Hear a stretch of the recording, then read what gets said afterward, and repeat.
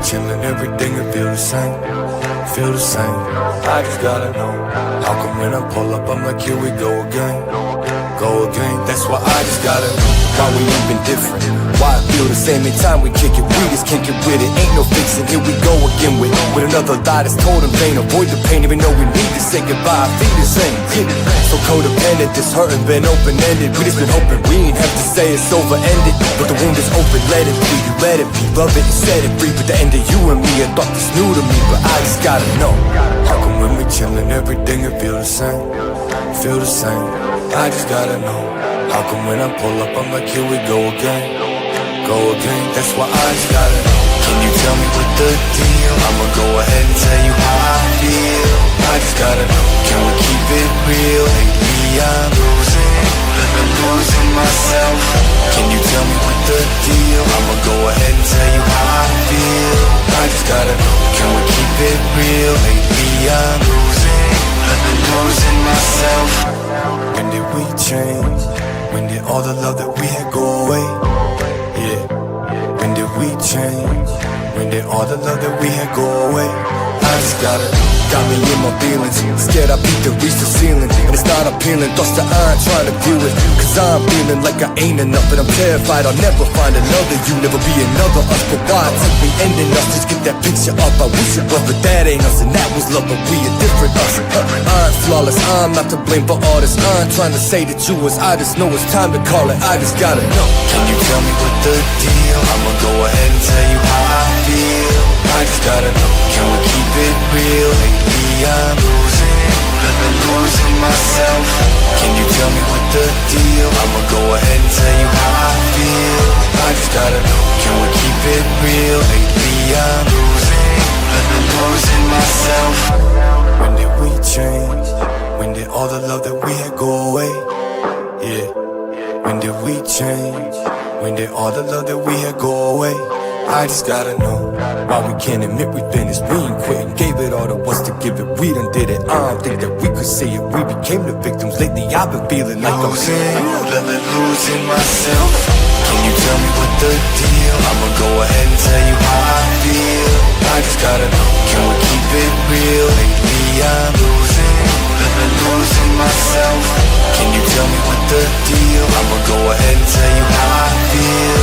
I just gotta know. Can we keep it real? Lately I'm losing myself. Olympic hero Kurt Angle, and you're listening to the We Are Wrestling podcast. Yo, listen, this is the best wrestler alive, Platinum Max, and you're listening to the We Are Wrestling podcast. Hey everybody, Eric Bischoff here, and you are listening to We Are Wrestling podcast. Hello everyone, this is Nunzio, former WWE Cruiserweight Champion, and you're watching We Are Wrestling podcast. We Are Wrestling podcast. Check them out, man. Stay tuned, listen to the podcast. Best one, Donnie might teach you a thing or two.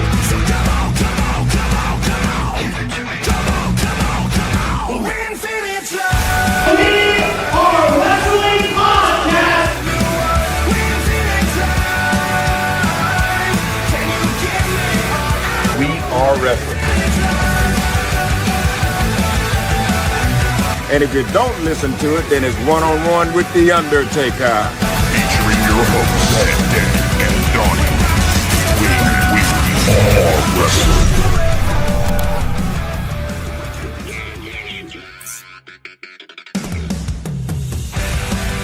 What is up? We are Wrestling Maniacs out there worldwide. I'm the host with the most, Mr. We Are Wrestling himself, the best one, Donnie, here with... What's going on? We Are Wrestling. Third of the podcast. Damn, my mind is shut off today. Holy shit. Factory reset. Big hit before the live, but what's going on, Danny? What's going on, everybody? Danny here, and we're going to be doing some Mania predictions and a bunch of fun shit, and we got a special guest today. Bill, what's going on, brother? What's going on, guys? Voice of Faithful, Phil McManus here. I forgot it was Wednesday, but I'm in my car, I'm here, I'm not inside Danny this week, and Danny's not inside me. So we're ready to rock, man. We are ready to rock because it's WrestleMania week, and this week we're going to be giving our WrestleMania 41 predictions, both nights, night 1 and 2. But before we get into that, if you're not a We Are Wrestling Maniac here already and you're listening to this episode wherever you get your podcast, Apple, Google, Spotify, wherever, give us a 5-star review, not just any review, a best one review, and download the episode and give us a follow. But if you're not a maniac here already, over on the YouTube channel where you get the best pro wrestling content, including the live episodes of the We Are Wrestling podcast every Wednesday, 5 p.m. Eastern Standard Time, and live watch-alongs, and you're not a part of the thousands of subscribers, we recommend you to hit that subscribe button now, turn on the post notifications. Videos be coming out of nowhere like an RKO, and of course you already know the grind is real. Yeah. Yeah. Donnie, before you continue talking, I don't know if you have your Shure listed as your microphone because you sound very headsetty. I just want to let you know. But anyways, guys, how was your week this week in the wrestling world, in real life? How's it going for you guys? Pretty good. There we go. Good, man. Oh. Pretty good. Yep, my No mic good now? man. Yeah, it's good. All right, just wanted to make sure. What's But up, brother? pretty solid week. It's WrestleMania week, can't go wrong, which on the We Are Wrestling channel, we do have a WrestleMania marathon going on right now with new content coming out of nowhere like an RKO every single day. And we will be doing a live watch along for WrestleMania both nights, Saturday and Sunday. So if you are looking for somebody to watch Mania with, we will be live in living color. And there's Phil. You back? Sorry. All good. It's all good. But all 4 of us were at AEW Collision over the weekend in Springfield, Mass. And that's why we have Phil here on the show to kind of talk about it. Hell yeah, dude. First Bingo, AEW man, like, show.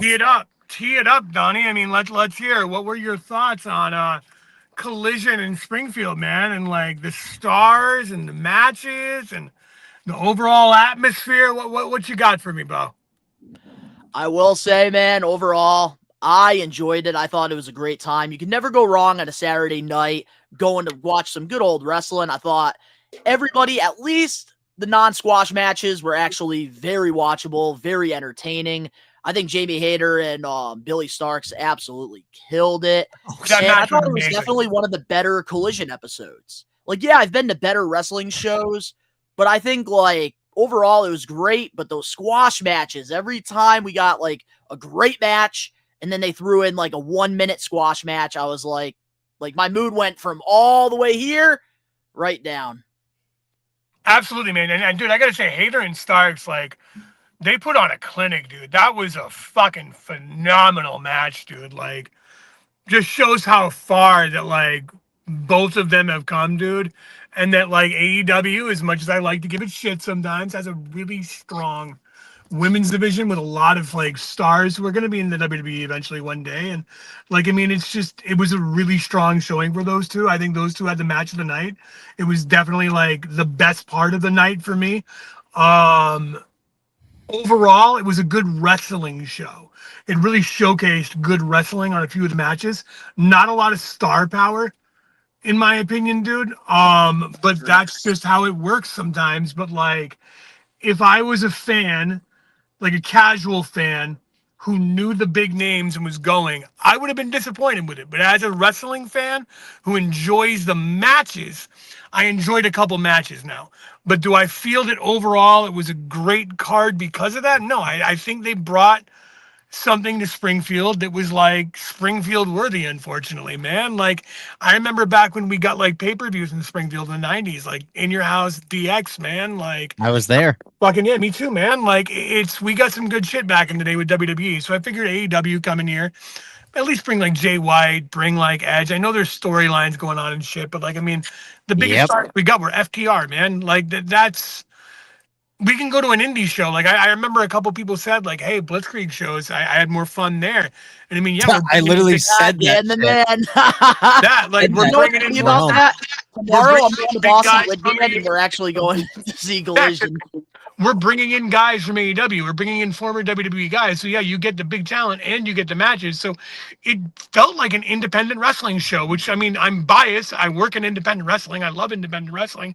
So like, I enjoyed the card for what it was. But if I was an AEW fan, or if I was a fan of just like televised professional wrestling, I'd have been pissed. Yeah, no, I hear you on that, but I will say one good thing about like this collision in Springfield than last time, definitely a bigger house. After you're done doing that, I'll go in. But I do want to ask both you guys, Ben and Danny, first time at an AEW wrestling show live. What were your guys' thoughts? Hot fucking garbage. Hot fucking garbage, bro. I mean, that's like kind of like what you guys were kind of explaining, coming from, just like, casual fan of just, mostly the talent, not the show. There was like little to no star power there, and I think that's kind of where I was disappointed. Like, don't get me wrong, I enjoyed myself for the fact that it was a night out with the boys. I don't get to do that often. So, and it's fucking wrestling. So yeah, I'm gonna enjoy myself for what it's worth. However, the show aspect, dude, nah. There was like a million squash matches. Really enjoyed Hayter and Starks. That was probably, again, match of the night. I enjoyed Takeshita and fucking Brody King a lot, dude. That was a fucking banger. Seeing FTR again live was pretty cool. Like, it was good seeing them on a televised episode or something rather than, a live house show where they're just being jokes, basically. But in terms of like what I would have been satisfied with, there wasn't really any of that there. Like, I was kind of hoping I was going to see Coat, but he gets written off right before our show. And I'm like, of fucking course, man. Of course. I haven't seen that dude wrestle since 2005. I was wow. Funny because like if he wasn't injured, like he probably would have been on the card because he does stuff for Collision a lot. Yeah, that's basically his like mainstay show at this point. Like, it just, I was super fucking disappointed. Like, super fucking disappointed because I'm like, damn, dude, like, not even a high note, and this is a televised event, man. Like, right? You should, like, it doesn't matter about location. You should be caring about your product. I'm not saying, that nobody came to fucking work. No, we saw some people come to work, but at the end of the day, it felt like a live house show that WWE puts on, and I'm just like, I wouldn't even say that. I wouldn't even say it was a house show quality, because house shows is all about showing you the stars and letting you see them in person, like, and maybe having a few decent matches that'll never get like televised, so you get special moments. We didn't even get that. We got any of that. We got fucking him coming out telling us that we made history. We're making history. No, we're fucking not. Like, no, the fuck we're not. History. Like, I thought overall, like, the matches were great, but like those squash matches is what really threw me off. And like, I do think the star power could have definitely been a lot better. You know what the best part of that night was for me, which is pathetic, but at the same time, it's really not because of what this person is fucking doing. Tony Storm's promo. That was the best part of the whole fucking night. God, she was the best. Yes, like that's what I'm saying. Like, and if you look at the flyer and the poster, it had Jay White, Orange Cassidy, Tony Storm, all like Edge, all these fucking people, dude. Of that poster, how many of them were there? None. False advertising, in my opinion, dude. Like, way false advertising. I want to hear Danny's thoughts on the AEW show. I mean, my thoughts are gonna be, pretty normal, because I watch AEW weekly. You know what I mean? I tune into Collision when I can or whatever. I did watch the episode that we were at just because, like, it's different watching it on TV than it is being there live. Oh yeah. I will say, if you don't know anything about AEW, or even if you don't like the shows on TV, I would suggest you go, because I just feel like there's something different about actually being there in person and just being in that atmosphere and just being surrounded by people that, love the same thing that you love. You know what I mean? That gives it a unique feeling. I feel like one of our major highlights was Adam Cole showing up, because I didn't expect that. Oh yeah, dude, I popped. Awesome. That was cool. Yeah, that was a cool part. Like, that's what I mean. Like, they probably could have filled the house a little bit more if they advertised Adam Cole being there. Yeah, he is well known in the wrestling world. Deonna Purrazzo posted a photo of her in a hotel room and tagged Springfield, Mass. She wasn't even on the show. She probably did something on Ring of Honor or something like that. And it's just like, Thunder Rosa was on Mass Appeal on WWLP, dude. She wasn't on the show. That's so infuriating. That's so Thunder fucking Rosa infuriating. went and did Mass Appeal on WWLP to hype the show, dude. Okay? She And also she was on wasn't at the Laser show. 99.3. She also did a meet and greet at the Thunderbirds game on Friday. Yeah.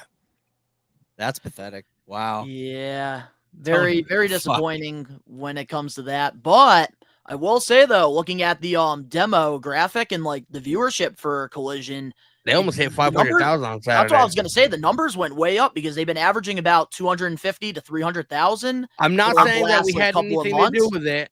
And But I'm also not saying we didn't. 455,000 viewers, which Because, I honestly mean- is not bad. And I think the reason they got that viewership because they advertised FTR and they waited for them to actually cut a promo until this Collision and not on Dynamite. Yeah. Which, hey, if you want to get HBO's been people to helping, actually dude. tune in to Collision, like you have to start doing that. You got to start putting some stars on there. Yeah, HBO helped too, man. I mean, look at that. They get a good streaming service deal now. They're working Oh, well, with the HBO. 455,000, that's just cable. Like, that's not even Wow, including dude. Okay, the, that's impressive, the man. HBO. That's why a That's lot of people impressive. are Just actually cable? commenting on it. Yeah. Oh fuck. Okay, so FTR is a draw then. FTR is They a are a fucking draw. draw. Wow. And the women okay. wrestlers, too, in AEW are a draw, too. Oh, Because dude, the the women wrestling Powerhouses. Dude, the demographic throughout the show Ooh. is very steady. Tony Storm surprisingly. alone carries their whole fucking women's division in Oh, terms of amen. personality. She's wonderful. I She's guarantee phenomenal. you, Tony Storm and the Death Riders and Mox, I guarantee you they weren't at the show. My They biggest they regret- did that on Thursday, on our Wednesday last week. I guarantee My it. biggest regret was not Probably. meeting her at fucking Northeast Wrestling when we fucking went the first time in Oh, when you and I 2022 met John when Morrison, right? when she first fucking went to the Indies after getting released by WWE and she I'm was so first glad I like met taking her. signings and shit. Dude, I'm pissed I didn't fucking meet her because I didn't know she was about to be like literally the next big thing, and I kind of wanted to. I just didn't, you know. Was that Wow. like the week before she debuted? And I was a fan or of the her. weekend before? Yep, that was Yeah. I think 2 weeks before her AEW debut. And I was a Because fan of think, her already. Because I think Juice Robinson, he was wrestling on that card and like Oh, they're makes obviously sense. together. So Makes she sense. probably just was like, well, now that like my release day is like over, I can come get some money. So do what you got to do. But Yeah. looks like we got a lot of We Are Wrestling Maniacs here in the chat. We got No, We she Are wasn't. Wrestling member Angelo in here. What is going on? We got Josh sending some love to all of us. What's up, And dog? we got lots of things going on here with the Collision. Collision isn't Word Saturday for me. Collision was garbage last Saturday. I wasn't into it. Yeah, I think overall, I think it just comes down to like the star power and like just those random squash matches. Like you could have added another quality match to the card. I was excited to watch it on like watch it back or whatever, and simply because we were there, and like there's nothing like getting like close to like camera view or whatever, and then like being there live and then watching it back and seeing if you can see yourself. You know? What Oh I yeah. mean? Yeah. Yeah, I still haven't like had the chance to take a look and see ourselves. Did you see us, I haven't Danny? watched it either, dude. I saw Oh, Bill yeah. I in saw the ourselves intro. a few times. You can see us several times. Oh yeah. Oh, I It's was in like- the intro, dude. Like after the intro with like the beginning, like when they're getting like shots of the crowd, I see Kurt. He does a lot of stuff like in the independents and stuff. He has like a wrestling with like characters. I saw him in the crowd, and then immediately I see you. Well, dude, I was second row, right behind the fucking announce team. Dude, you picked so- some good spots. Could you hear Tony Well- Schiavone when he was talking? If you since you were that close? I did, dude. It was cool. It was cool as shit, man. Like I got to watch the monitor. It was a really fun seat, dude. Like I was legit right behind Tony Schiavone. That's fucking awesome. How much do those fucking tickets cost you? Nothing, but Oh. like friends in the business. You, Gotcha. you got the connections. Hey, once you get the connections, you. Gotcha. Yeet. So big shout out to those peeps, dude, and a big shout out to Jer, who helped me get that, dude. Like, and we flyered the shit at an upcoming Blitzkrieg show on May 17th in Springfield, just 2 blocks away at Tower Square, which, it's going to be a big time show with CPA and Andy Brown for the Blitzkrieg Bedlam Championship. Had to throw that out there real quick. Why Yeah, I was and there you're in gonna the first have Reggie. place. Yeah, and Hell Reggie yeah. from fucking WWE, right? Amen, I brother. forget what his name is. Yeah. And more surprises to come. And if you Hell guys yeah. can't make it out to Springfield, Mass, Phil forgot to mention this. You can watch this show live on IWTV. You for only absolutely can. $9.99. And there's over Which is what I'll be 3,200 doing PLEs that we in have up Philadelphia. there, man. So, including our last one, which was top to bottom one of the best shows we've ever produced, in my opinion. When's the show with Paul Walter Hauser? June. That is going to be the Luau, luau, dude. baby. June 29th, man. I'm not missing Biggest that show shit, of the dude. year, I'm not dude. missing That's it going to be either. wild. No That's gonna be vacation fucking booked insane. during luau season. Well, guys, No. I got to peace out right now, unfortunately, man, because like I said, I forgot it was Wednesday and I had a bunch of shit to do, and I'm sitting in the car, like, avoiding going in and doing responsible stuff and wanting to just chat with you guys instead. Well, But plus you got to get ready for Las Vegas, man. You got to get Yeah, ready Dude, for actually, Vegas. shit changed. I'm now not going to Vegas. I'm going somewhere else that's better because I'll be honest, the Mania card's kind of lackluster. I got a free preview of Universal's Epic Universe. I leave on Saturday to go with the media and the pass holders to go preview Epic Universe and get to go tour the park and go on all the rides before everyone else. I hate you. So I'll be leaving Saturday night at 7 o'clock, and I'll be in Epic Universe Sunday morning at 8 a.m. I hate you. All right. Well, Phil, thank you for coming on to the podcast. Wow. I know I should have let you know Enjoy that earlier shit. that it's Oh, Wednesday. fuck yeah, because brother. you I'm are so an old excited, man, man. and your Alzheimer's is kicking in. Oh, bro, dude, you know, old man shit is all fun inside, but like, you know, I'll take it because where I'm going this weekend, where I could have been, it's like I really had to pick between being the first ones at Epic Universe or going to a WrestleMania card I really don't care about. When I was at WrestleMania last year, it was a no-brainer, dude. Like, I think you made a thanks, good Mojo, for the invite. Like, love you, Mojo. Dean, you're the best fucking dude in the world. I could have been at all the parties and all that kind of fun shit, but you know what, man? Like, the theme park guy in me, fuck that. I made the right decision, I think. I'll be watching Mania Night 1 on my flight into Florida, and I'll be watching Night 2 in my hotel room on property. Hell Well, fucking Phil, yeah, I do hope dude. to see you in the live chat when we go live. Oh, absolutely. I will definitely pop in and say hi to you fuckers, man. Maybe I'll even fucking like jump into the stream. It'll just be Hell me and yeah. Donnie, so hell yeah, dude. All right, man. Alrighty, I will Phil. see you guys. You have a good rest of Have your a great day, fucking man. show, and peace out. We are Wrestling Universe. Can't wait to talk to you again. All right, take it easy, brother. Take it easy, man. Hell yeah, that was sick. You gotta love Phil. You gotta God, love yeah. Phil. Oh, I'm bottom bitch What a today. guy. Hell yeah, let's go. Yeah, we'll put you in the bottom. Let's rotate. I'll be a bottom bitch today. Let's go. All right. Well, before Hell we yeah, get Nathan. into the WrestleMania 41 predictions, I do want to let you guys know that we did reach the $100 goal. And during Mania weekend, Ben will have the honor to hit me with this Kendall stick. Oh you God, guys. you're gonna regret it, man. You really want me to do that? Because I will do it with your It's the permission. goal. And thank you, Eric Ellington, for getting us to that because he donated pretty much like 90% of the funds. All right, guys. Now here's the thing. If I do that, am I pulling the swings or am I going full swing? Well, that's going to be up to you, pal. But we will let you guys know what our next super chat goal is because we're going to reset. Once we reach $100 this time around, Eric Ellington, let's go. Let's go, bro. I got you. so when we get to $100 for the next super chat, Danny will be getting put through a table. So if we don't reach the goal today, whatever we make, pretty much we'll add it on like throughout the streams. So once we get to 100, that will be the next super chat goal. God, I really lucked out on this one. I got to get, emotionally tortured where you guys have to go through physical shit. No superhuman for my ass today. It's a superhuman. Dude, That being said, now let's get into the We Are Wrestling power of the poll.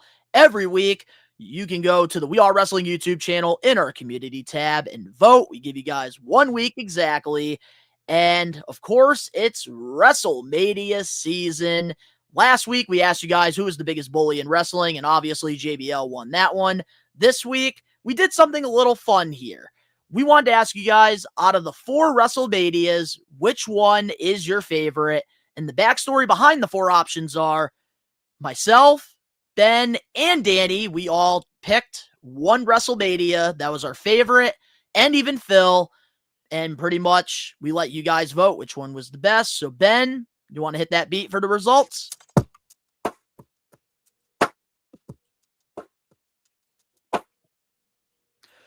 And there it is. WrestleMania 17 won by a landslide. 69% of you guys picked it, while only 7% picked Phil's WrestleMania 19, 12% picked Ben's WrestleMania 22, and 13% picked mine by WrestleMania 21. So, Danny, your favorite WrestleMania 1. You agree with the Maniacs? He's like, I fuck do. yeah. WrestleMania 17, like when you think about everything I that need it to go had on on that bottom. card, This is it just had one of weird. the best video packages that even today people still talk about. It had Rock versus Austin, great main event. It had the whole storyline between, WCW had just got bought out by WWE. You had Shane McMahon and Vince, and then you had that whole, Linda stood up from the chair and kicked Vince in the nuts. You had Taker versus Triple H, which was a great match. You had TLC 2. You had the hardcore match where fucking Ravens gets put through the plate glass window. Like, that show legitimately had fucking everything that you could have wanted. Like, hands down, of all the WrestleManias, I feel like, maybe I'm biased because like I grew up around that time period, but WrestleMania 17 is the best WrestleMania ever, hands down. But that's the thing, Danny. I don't think you're biased about that because with all of our answers, we're all biased. Phil was going to pick WrestleMania 17, but I already told him that you picked it, and then he was going to pick 21, but then I already picked it, so then he went with 19 as a third option. But I think it all comes down to that because with WrestleMania 21, like, it's all nostalgia for me.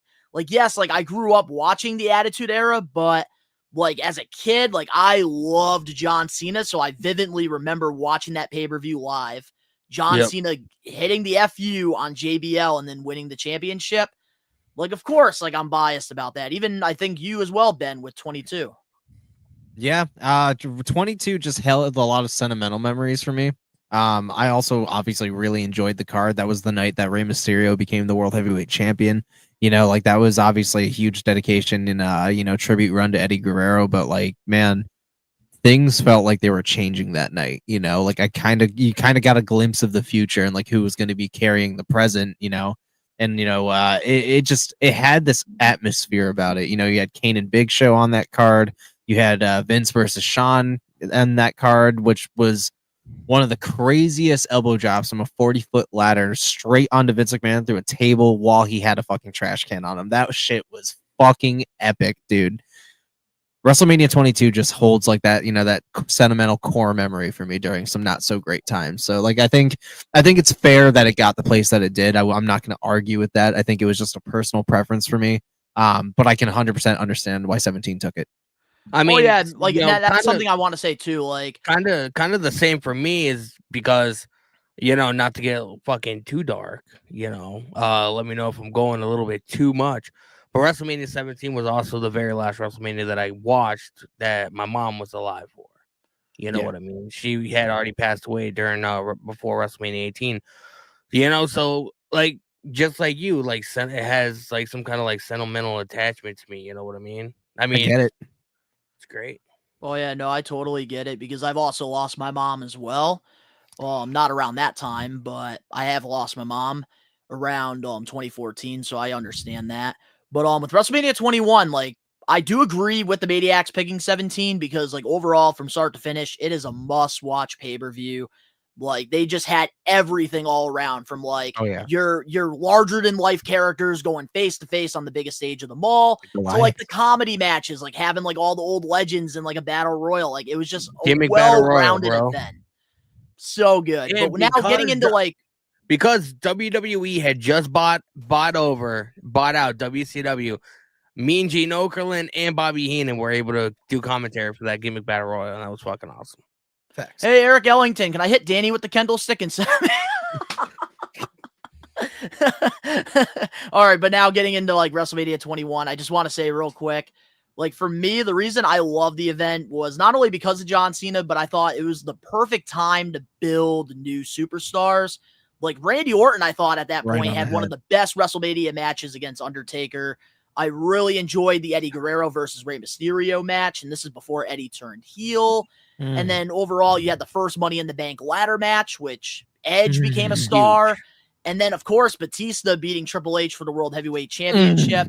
Like, man, I just love 21. And then my favorite match of all time, Kurt Angle versus Shawn Michaels. Like, I could rewatch that match and never get sick of it. That rivalry buildup was insane, dude. Like, and I can't forget the Hollywood commercials that they did too. Yeah, that was the best shit. Period, bro. That was like the great. Like, Donnie, everything that you said was so fucking facts, dude. Like, it was the changing of the seasons, like the turning of the tide, the next chapter of the book, the fucking present, like new stars, like you said, were being birthed.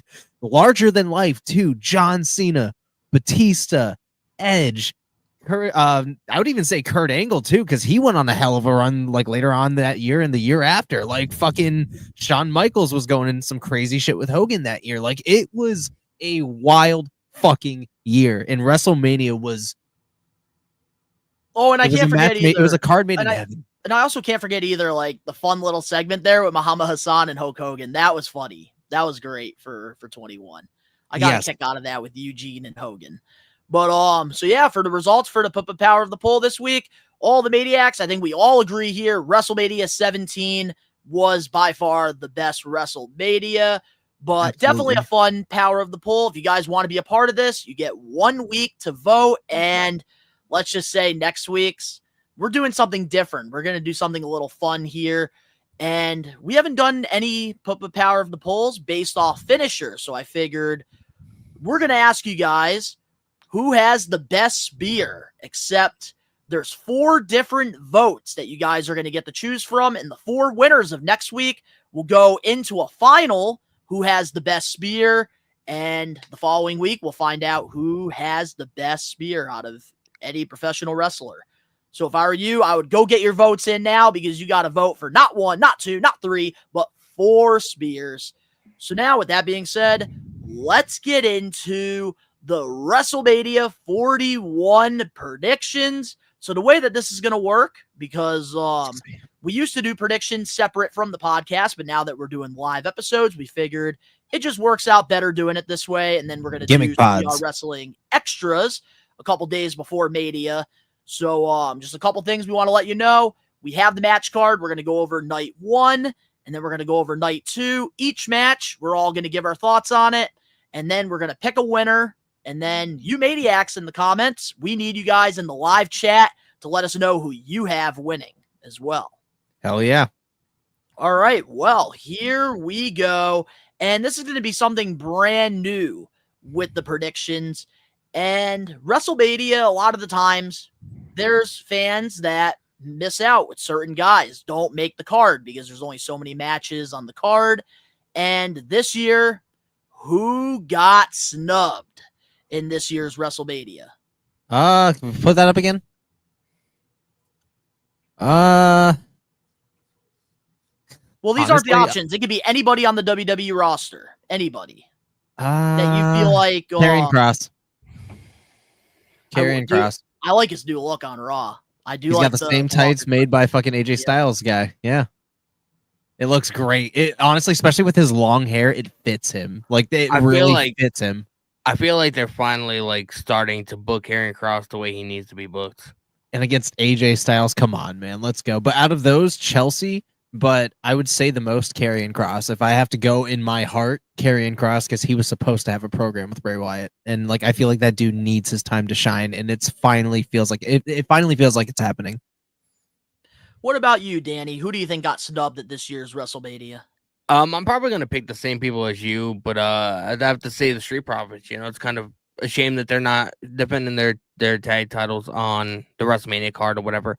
But like I think we even talked about it last week. Like I understand why the War Raiders are defending the titles because New Day haven't won the tag titles in like 6-7 years, and they want to give them that big moment or whatever. War Raiders are definitely losing the tag titles.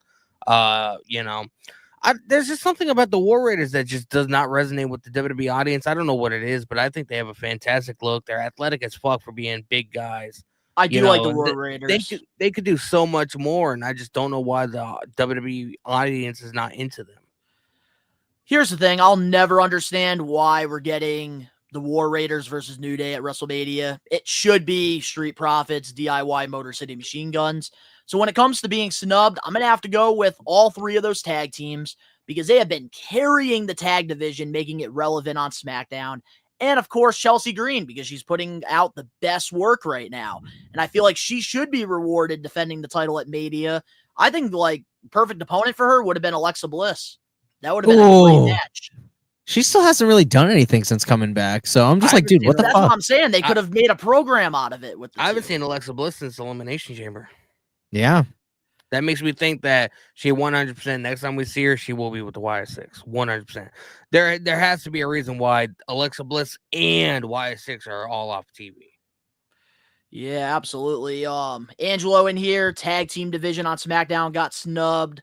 We got a bunch of people here in the live chat saying that Chelsea got snubbed, Randy Orton, Andrade, Randy Sami Orton's going to be on Zayn, the show. We just don't know who his opponent is, so you can't say he's been which snubbed. I do want to say that. Speaking of Randy Orton's mystery opponent, What's up, because Dan? obviously we're recording the predictions before SmackDown on Friday, so we Yeah. do want to put this out there that after we go over night one of the predictions, we are going to fantasy book and we are going to come up with a scenario with who's going to face Randy at WrestleMania. I know we've talked about it on the podcast, but like obviously with predictions, we need to just set it right in stone who we got. But I think a lot of people did get snubbed, but obviously there's only so many spots you have on the card, and when we go over them, I'm sure we will be criticizing some of the matches on this card, while others will probably be praising. So, yeah, now with that being said, let's get into the match card for WrestleMania 41. What do you say, boys? Let's go. Let's get into it, bruh. All right, well, night one, we were just talking about the tag teams getting snubbed. Well, for the WWE World Tag Team Championships, the War Raiders will be defending the titles against the New Day.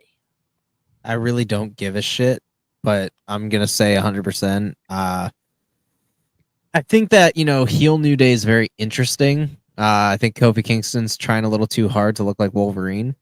I don't think that there's not a lot of substance there yet because it's just, I feel like it's just weird. Like I was expecting something a little different, but that might just be me.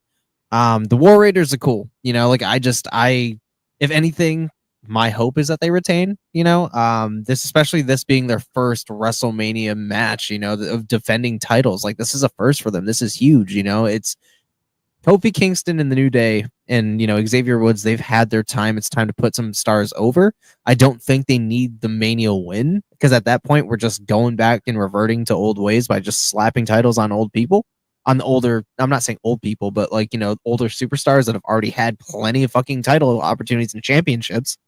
I don't know. It's not something I'm really stoked for because there really hasn't been much of a build there. This is one of those matches that didn't really have a build. Like, I'm not a huge Street Profits guy, but even their build has been more interesting. Even their matches and their appearances have been more interesting with them turning heel.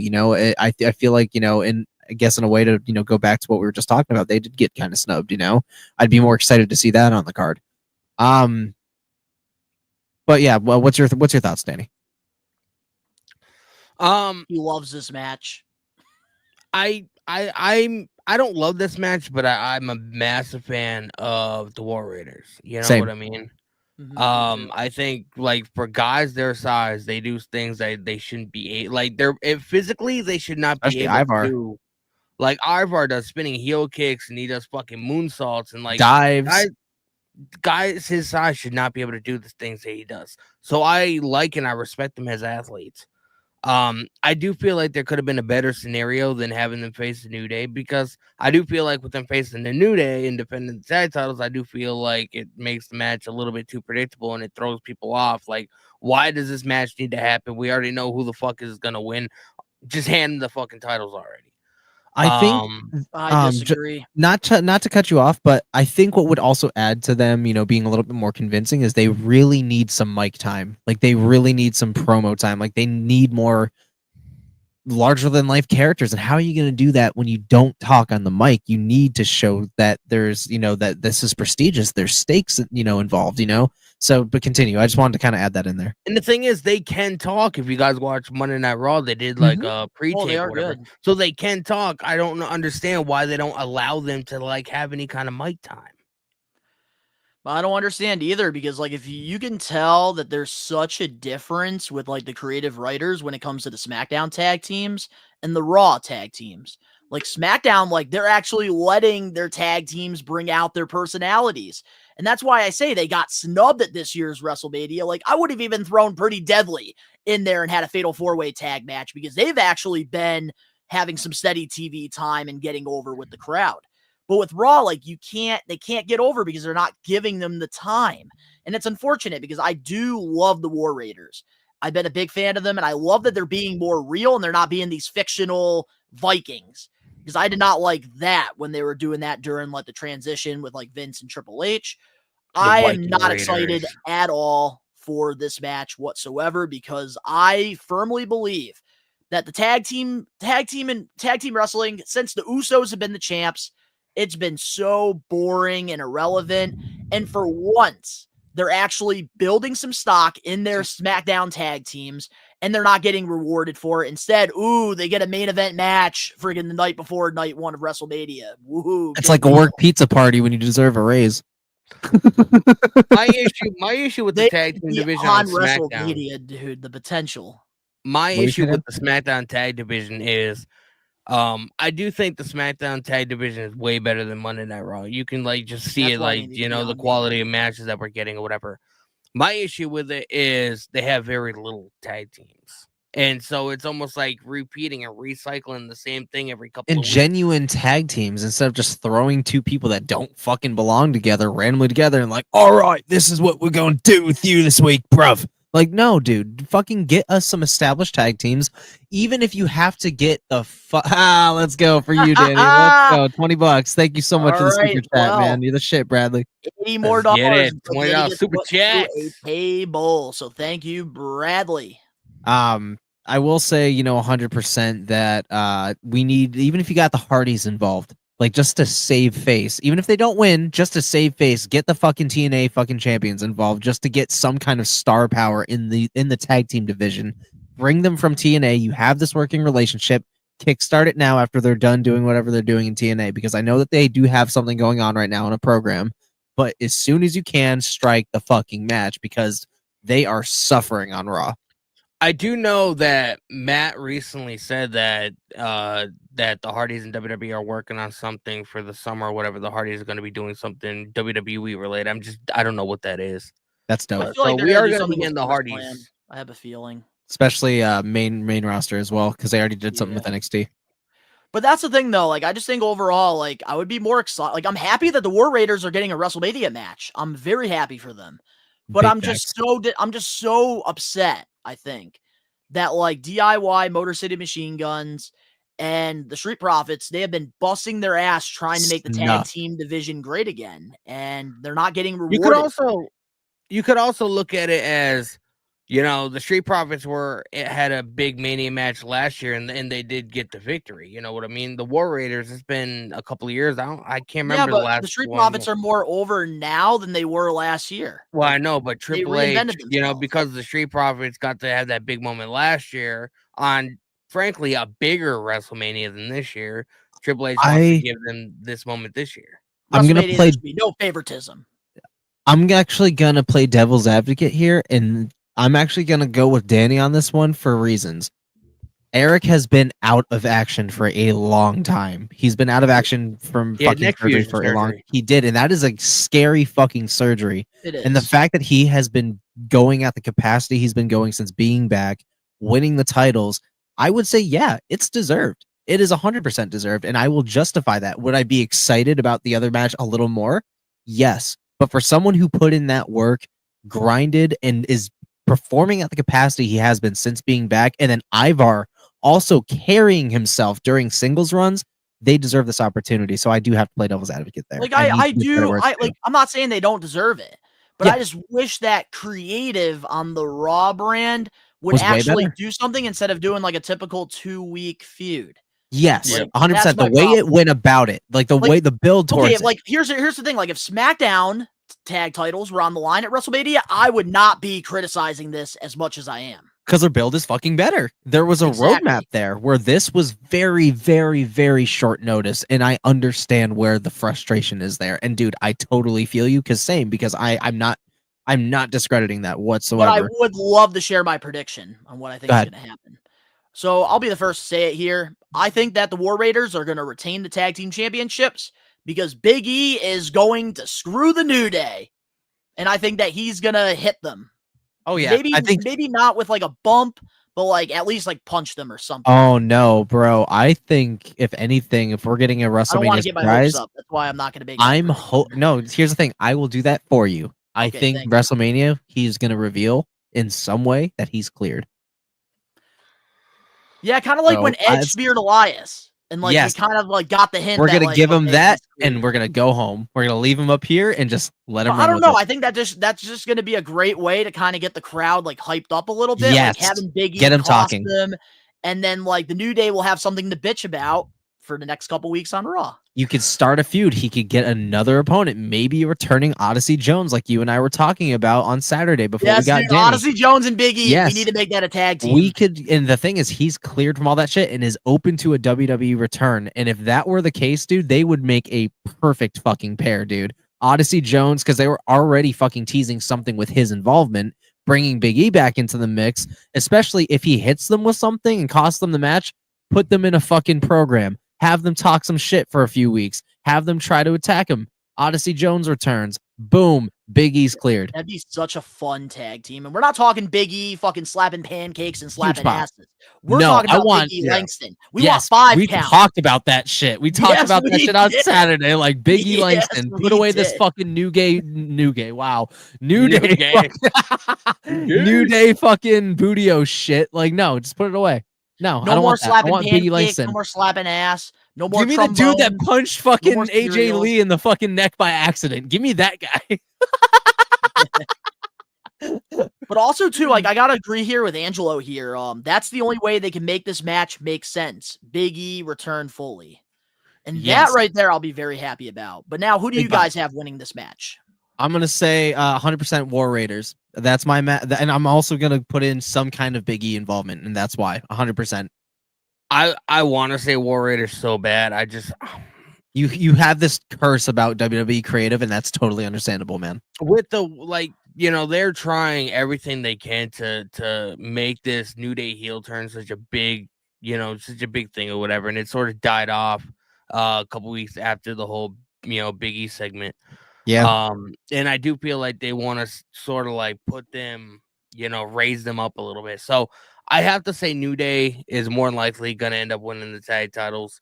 I definitely will not be upset if the War Raiders retain just because I'm a massive fan. And Ivar's from Massachusetts. So, you know, He Massachusetts did do a lot of represent. stuff actually for Northeast Wrestling, and one of my biggest regrets is when he was the champion. Like this is when I first started going indie shows.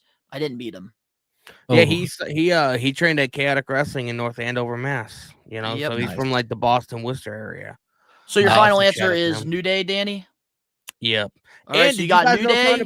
Did you guys know something about Ivar? It's a little off topic, but he was involved in Vince McMahon's only independent appearance, and Vince McMahon raised his hand. I Oh, do know that. I did listen Oh. to that Chris Van Vliet interview. I know where Oh, you got shit. that from. nice. Same sources. But I do want to say this, guys, real quick. With these answers that you are picking in the predictions, be careful. And the reason I'm saying that is you're going to have to wait until we get done with the predictions, because I do have a little surprise that I haven't told you guys or the We Are Wrestling Maniacs. Oh. Man, I don't like Let's just say surprises, there's a little bro. twist to What the am I, fucking predictions, which is 12? why I told you guys in the chat how excited I am for it. So Ben and I, we both got War Raiders. Danny, you got the New Day. All right, well, moving on to our next match here on the card. We have a singles match. I'm not even going to try to pronounce his name, so one of you guys can. I got you. Rey Mysterio versus. El Grande Americano. Americano. And he El is not Grande Chad Americano. Gable. He is not Chad Gable. Yeah, bullshit. Actually, I Hashtag want Winchester to know Rebel. before we give our thoughts on this. I want to know in the live chat, who do you think is behind this mask? Chad Gable. It's not Chad Gable. Stop. Chad Gable. Yes, it is. No, it's not. Live chat. Let us know who you think is in there. And wrong answers only. I just want to say that. Wrong answers only. Like, I want some funny shit in the comments. So, Oh, it's obviously Yokozuna. right He was ahead. in hiding. He never passed away. all right. It's- So, what's your thoughts on Tupac this? Ben? Shakur. It's Tupac. It's Tupac. I've been seeing Hey, if online. Michael Everybody Jackson- thinks it's if Michael Omos. Jackson can bleach his skin, so can Tupac. Oh my god. I fucking love live episodes. Oh, All right. I Well, love them. Ben, what's your thoughts on this match? The build up, all this fun stuff. I hate it. Like, why are we wasting, time on this when we could have people that are genuinely deserving on the card? Not saying that Chad Gable's not, but this is kind of pathetic. Like, dude, like, why? There's no fucking reason for it. You're taking away from people that have worked their asses off to have an opportunity. And this is kind of like one of those things where I'm like, is Vince McMahon genuinely back? Like, is he back? Low key. It's stupid. It's fucking stupid, and I hate it. I don't even want to talk about it. All right, what's your thoughts, Danny, on it? I mean, I don't mind it because, like, I understand where the story is going. It's all about, like, Chad Gable. He couldn't win a match, especially against like the Luchadors or whatever. Now, he's done this persona, and now he's, pretty much unstoppable. So, like, I understand where the story is going. It doesn't mean this match needs to be happening at Mania. Because I've been very vocal on this the last fucking year and something. Even last year. Nobody should be on the Mania card unless they fucking absolutely deserve it. This match is, it's going to be a fun match, son, for us to talk about and, give us more content or whatever to post on social media. But at the end of the day, it's not really going to mean a whole hell of a lot unless, like, somebody else comes out and, he gets unmasked and for that moment, it's not Chad Gable. And now everybody's like, oh my God, it's somebody completely different. Everybody's a fucking Otis moron. is slimmed down. I don't Imagine. Know. Well, my thoughts on this, I wish it was Chad Gable versus Rey Mysterio. Not this stupid gimmick that they're doing here. But I understand the storyline, what they're doing. And I get, like, because I listened to a recent interview with Triple H, and the way he thinks about, like, the match card is, like, he's looking at it from, like, pretty much like an overall perspective. Like, he wants to have those larger than life characters going at it, but he also wants to have a well-rounded show. So I think in this case, like, this is more of like one of those like comedy matches that, like, yeah, the hardcore fan isn't gonna like us, but a casual is gonna think it's funny and they're gonna enjoy it. And don't forget, like, if you've been, a fan of Triple H for any specific point or whatever, like, especially when he was like, since he took over the main roster and he was booking NXT or whatever, when Vince used to book WrestleMania, that used to be the end of, old feuds, and then, starting the Raw after Mania, new feuds would begin. I don't necessarily know if it's like that anymore. I feel like stories continue, but they expand upon them. You know what I mean? Like, they get expanded a little bit. They don't necessarily end at WrestleMania anymore. And I don't think Triple H thinks WrestleMania, like, is this big, gigantic thing anymore, just because, like, most of the shows during the year, especially if they're like PLEs, they're in big stadiums. You know what I mean? So, now let's get into who we have winning this match. Rey Mysterio or Chad Gable? Chad Gable. El Grande Americano. I'm going to go with Rey Mysterio, and I think he's going to take the mask off. Yep. All right. And it's not going to be Chad Gable. Watch. We're all going to be fucking look like morons. We are all going to look like fucking idiots. And we're going to make the list. Moving on to our next match here on the card. We have a singles match. Jade Cargill versus Naomi. I don't care about this match, bro. Oh my God. Why are these on the fucking card? Honestly, I liked how it started when Jade came back at Elimination Chamber and beat the holy hell out of Naomi, dude. I popped hard for that, but it has fallen so fucking short and has been just followed up by cringe fucking segments, and I'm just so over it. And it's like, why, man? Oh God, someone please talk. Please talk, somebody. Danny, it's your turn. What's your thoughts? Surprisingly, you guys are gonna hear a normal response from me. I like it. I actually I like this match. I like the build up to it. I like the story going into it. I said last week that I feel like this is, and I'm not saying that because of Jade. I legitimately feel like this is the best work Naomi has done character wise her entire run in WWE. You know, she's whatever you guys want, bro. Like, I agree with that. outfit with the caution tape and like just like like all her segments have been like some of the best segments on SmackDown as of the last couple of weeks. All right. I will say 100%. I'm not going to go as far as to fucking absolutely freak out and laugh, but I will say that I will give the match the actual true credit it deserves if it genuinely wows me. I'm shook, like I'm naturally cautious, but I want it to be good. I want it to. I don't want it to fail. I'm just hating everything about it. That's right now. That's all. Naomi's gonna carry this fucking match. Jade Cargill, I still think she can't. Yeah. She's as green as the fucking grass on a warm summer's day. But like our logo. I'm speaking from as somebody that's enjoying Naomi's work. I do think she's been carrying this entire feud. Oh, and I honestly think this is the best character work she's done her entire WWE run. Like nothing she's done before this. Like I don't remember a fucking thing, to be honest with you. Like this is like she's starting to wear like a necklace with like razor blades. She has like a fucking outfit with caution tape. She's really getting into this heel persona, and it's fucking phenomenal. Oh, dude, I 1000% agree with everything you're saying about Naomi.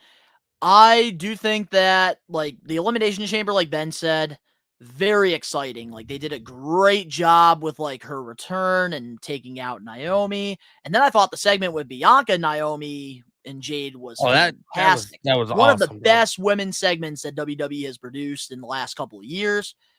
I will say, though, it has been a little lackluster, and I'm not blaming Naomi whatsoever because I love the new character change. And yeah, she's going to be carrying this entire match. She's been carrying this entire storyline. And it's unfortunate that she has to work with Jade and not somebody who's actually talented, in my opinion. Yeah.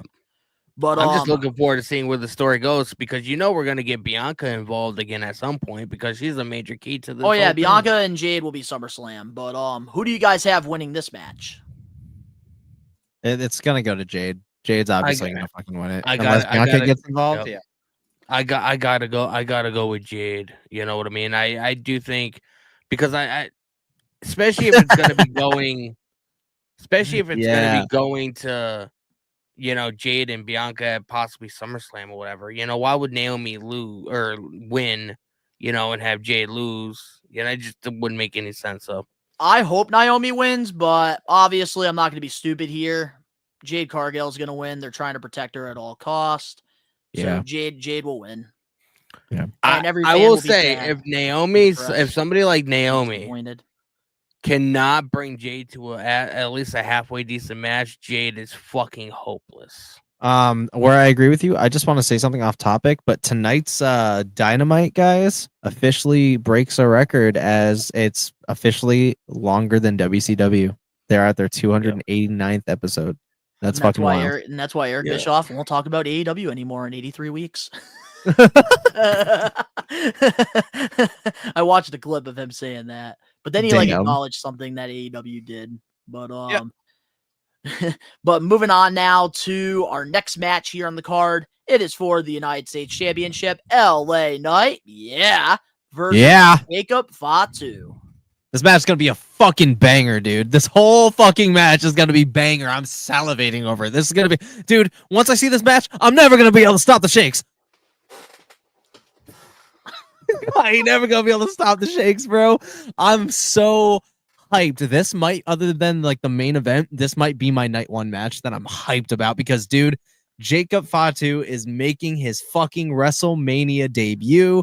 LA Knight is defending the U.S. title on a fucking WrestleMania, dude. This is where we needed to be, dog. We're getting Fatu. Yeah. But Solo. We're gonna get that. I hate you Solo is coming real soon, and I can't wait because Mania is gonna happen. And dude, Solo and Tonga are 100% gonna cost fucking Jacob Fatu, and it is going to be hell at Backlash, bro. hell at Backlash. I could see fucking tribal rules, tribal combat. I could see some crazy shit going down. No holds barred, no Q, extreme rules. You fucking name it, dude. But LA Knight and fucking Jacob Fatu is going to be a banger, bro, because they already got history. 1, 2, they're fucking excellent. They're excellent. Jacob is a rising star, future world champion, and so is fucking LA Knight, dude. This is going to be spectacular. The in-ring in this is going to be immaculate, dude. We're going to be getting massive high spots from Jacob. We're probably going to get a fucking from the top rope BFT. We're going to get plenty of fucking moonsaults. We're getting crazy shit in this match. And like I said, eventually Tonga and Solo are coming out, dude. They're gonna get. Wait, before you give your thoughts, Danny, on this, I just gotta say, I love seeing you so positive and happy, Ben. Where'd that come from? Oh, because like we had the last couple matches, like they were like very lackluster, and you're just like, I don't want to fucking be here. Like, just get it over with. Yeah, now you're like, dude. Yeah, I love it. Yeah, dude. Because can you fucking blame me for those last matches? I don't blame you at all. I don't blame you at all. I'm giving you a compliment. Thank you. Here's what I'll say before I get into my thoughts on this match or whatever. You're already going into your thoughts, Like, so just get into the thoughts. Even if this card may be lackluster, it's still WrestleMania, and I do believe that we're going to be seeing some stuff that we're not even thinking about right now. And I know that, but as on paper, it's dog water. Oh yeah, it's lackluster, guys. Wrestling is dying. Oh my god! There we go. Continue what you were saying, Danny. Where'd Ben go? He disappeared.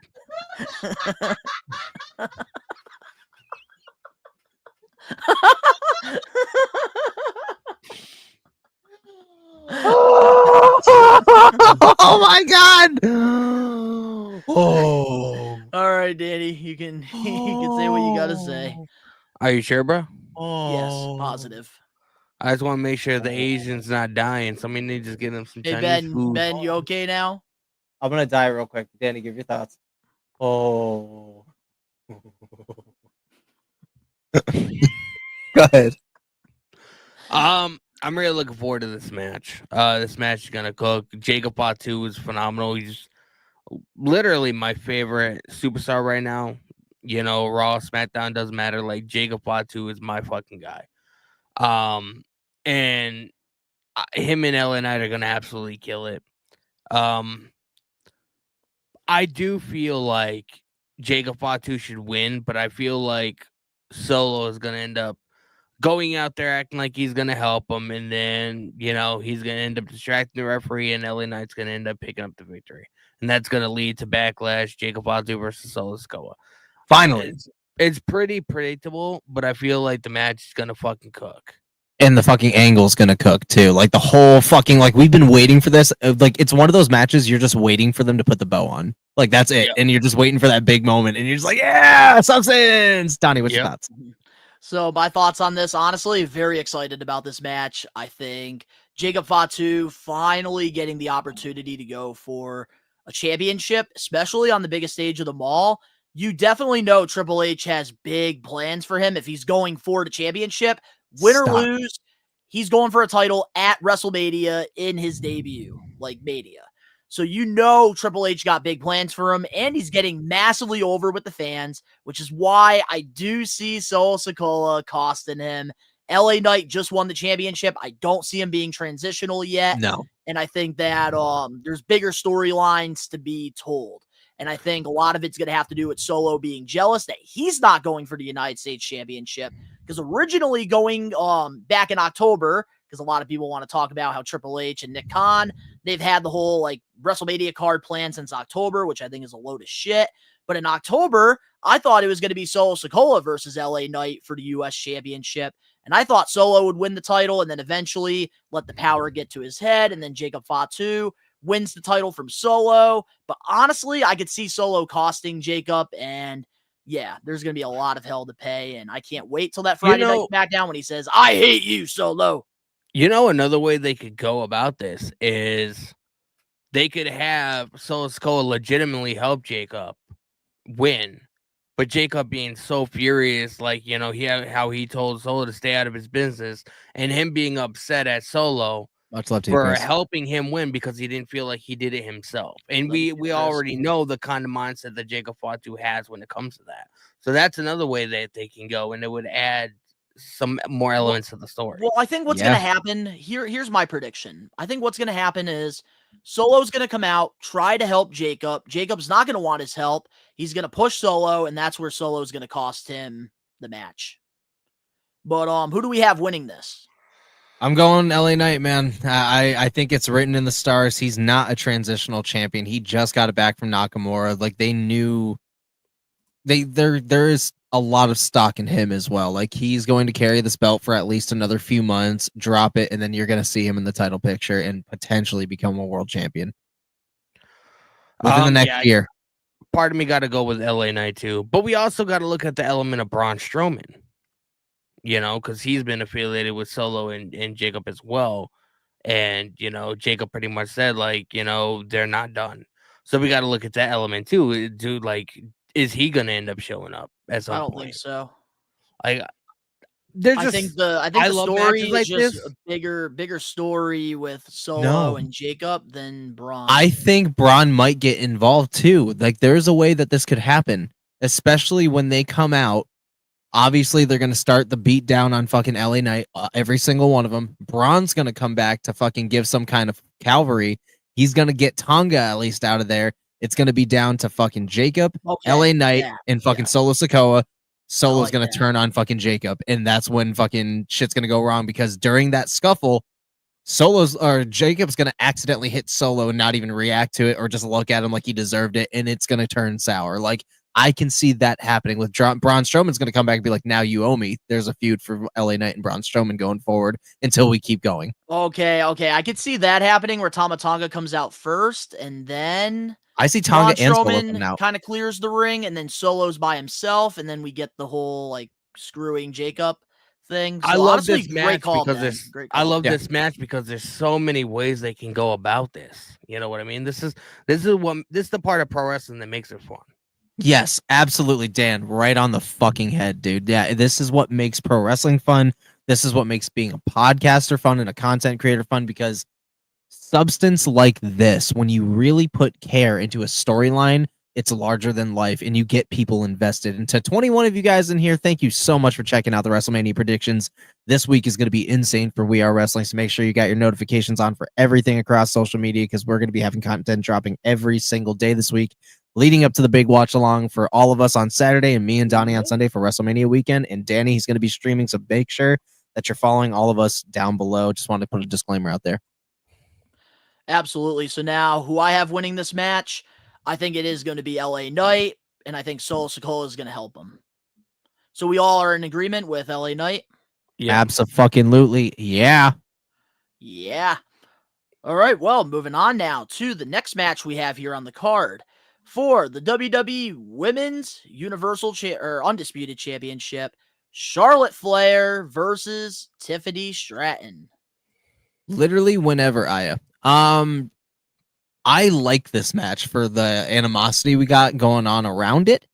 Like I said, where that whole fucking promo was a fucking hot dumpster fire, it really put real tension there. It put real elements. It's what pro wrestling is supposed to do. I felt like we were back in 2005 for a second there, where you could say real shit and get the crowd fucking going. And it felt nostalgic in a way where it was cringe. It was good cringe, because now it's just like, oh, these chicks are going to be, there's going to be some real punches in that match. And I'm looking forward to it. Like, let them fucking fight, dude. Like, they got real animosity. Give us a massive show. Stay professional. You got to get a couple licks in there. Go for it. But remember where you are. Don't ruin it for yourself. Don't make an embarrassment out of the company. And if you can fucking do that, give us a banger match. I could see this being a fucking banger, bro. I literally said whenever, bro. What about you, Danny? What's your thoughts on this? Because we know you love Charlotte Flair. Oh yeah, she's my favorite thing to talk about.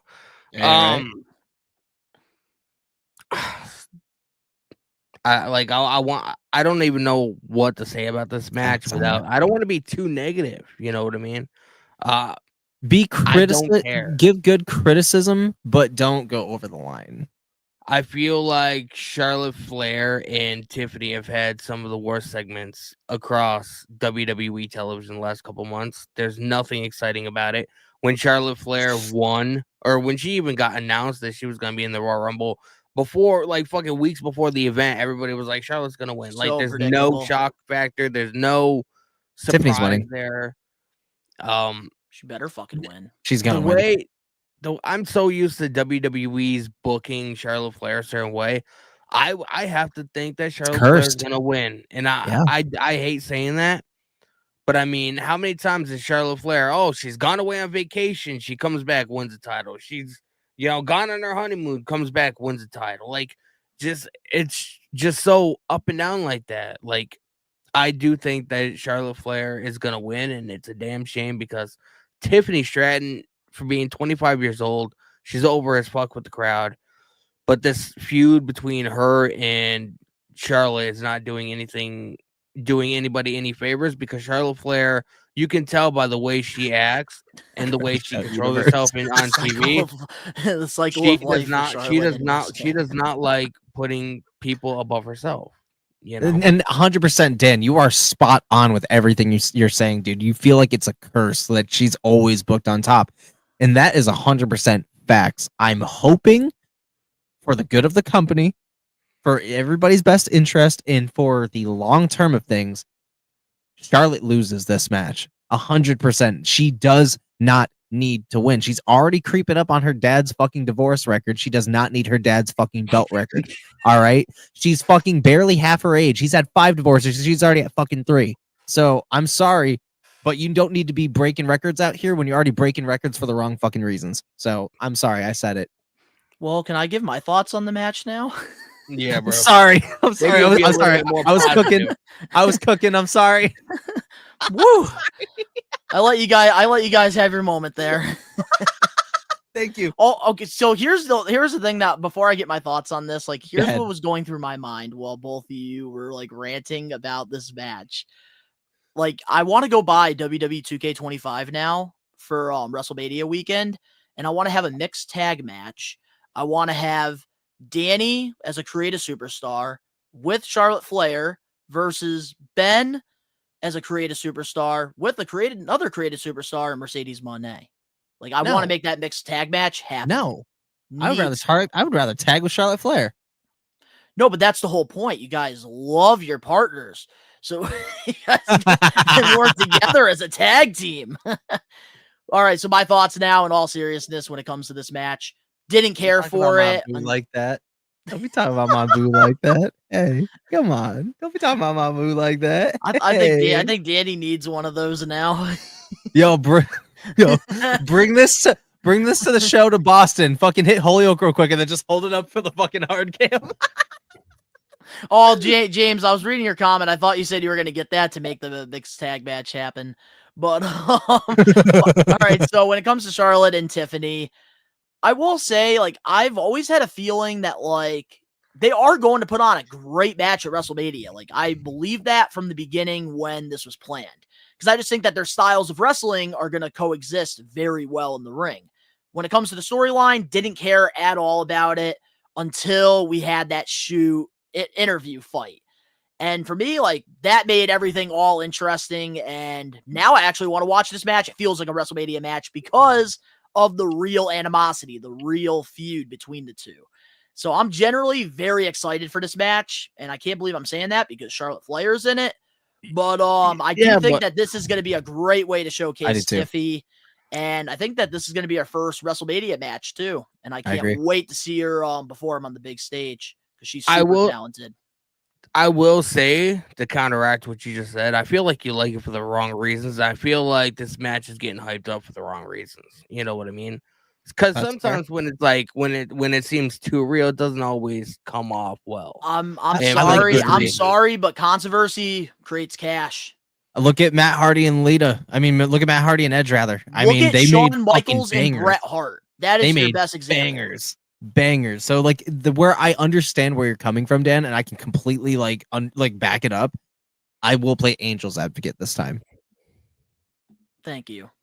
But like, I know, like, obviously it's for the wrong reasons. Like, we don't want to see like real animosity between people because at the end of the day, you know, they are putting their bodies on their line for our entertainment. You gotta be But at the end of the day, it's a business where you got to be selfish. And of course, Charlotte's always had this big ego about her. And for weeks, Tiffany was sitting there in those interviews, just taking it. And finally, she freaking went out there and put Charlotte on blast. And in this business, you have to have an ego to be a star. And I'm glad Tiffany finally like grabbed that ball and took it all the way. Yeah, Tiffany needs to work on her promos, Angelo. I 100% agree. I feel like she's way too like high schooly girl when they get like hyped up on like, you know, anger, and you know that kind of doesn't fly. But at the same time, I will 100% with her say character though, I think it works. Tiffany did it right. I will say, like, where that whole promo was cringe, Tiffany carried that whole thing, dude. Like, Tiffany really stood up for herself where she may have gone into work for herself a little bit. She did it the right way, and she took the right opportunity. Like, she really did. She was completely strategic with everything she was saying, and she was listening to the crowd. She was fully aware, and Charlotte was tripping on all of that fucking negativity. She folds under pressure. And that's the thing that shocked me about that, because you would think Charlotte Flair, who has actually main evented a WrestleMania, who has all the like Hall of Fame like accolades, you would think she would not fold under pressure against somebody who's going into their first WrestleMania. Like, I really was very shocked about that. You know what I'm shocked about? I'm shocked that we're actually spending this much time talking about this. You're actually kind of right. She needs to be a heel. Babyface Tiffany does not work, in my opinion, but people ain't cheering for Charlotte. I do like heel Tiffany, but we got to give things a run. And for me, this is not bad. Like, I actually am enjoying Babyface Tiffany on like an opposite end. Me too. I like where she's going, you know, like where she needs to work on her delivery as a babyface. I agree with that fully. But as a heel, it works. So it's a lot more organic. You know, she just needs to find her babyface voice, and that's really it, you know?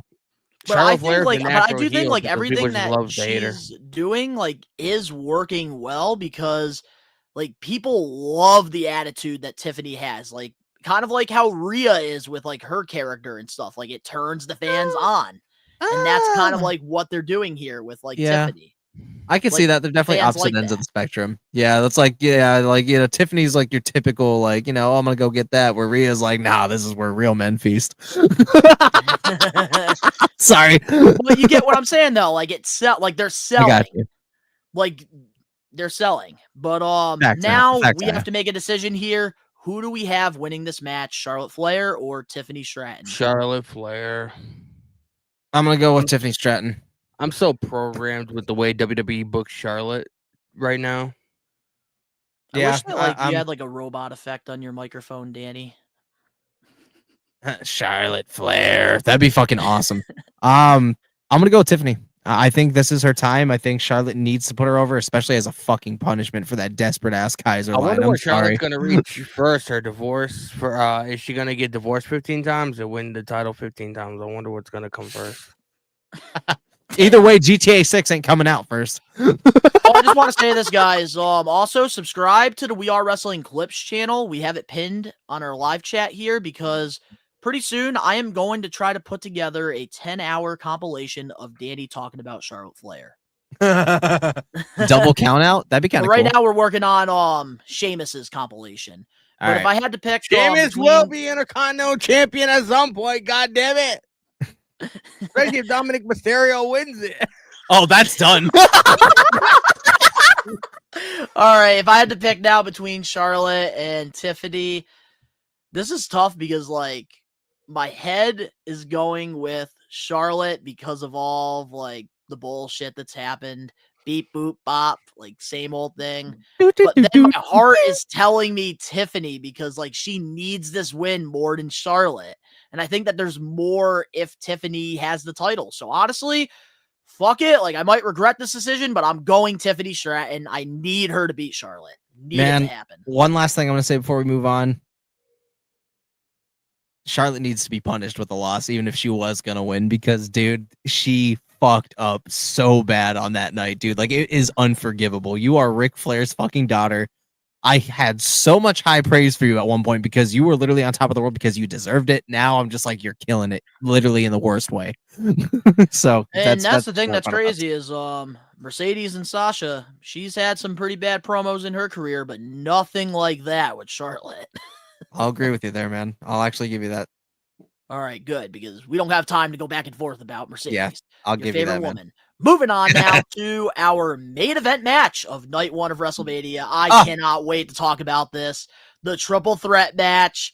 Roman Reigns versus CM Punk versus Seth Rollins. Yeah, Take it away, dude. Ben. Take it away. This is a banger, dude. Obviously, like, there's not really much to say about this match because we've talked about it the entire build. We already been talking about our predictions because if I'm going to speak for all of us when it comes to the night 1 card, this is the one that we've spoken the most on. So, like, we already know our views on this. I will say this is going to be the match of the night, 100%. There is so much substance in, backing that has been put into this build, into these superstars, into the story, and all of it is long-term fucking storytelling. Like, everything is connected. Even Paul Heyman is connected. Like, this match is going to be banger city. This deserved to be the match of the night. Wait a fucking minute. Did we not talk about Jay and Gunther?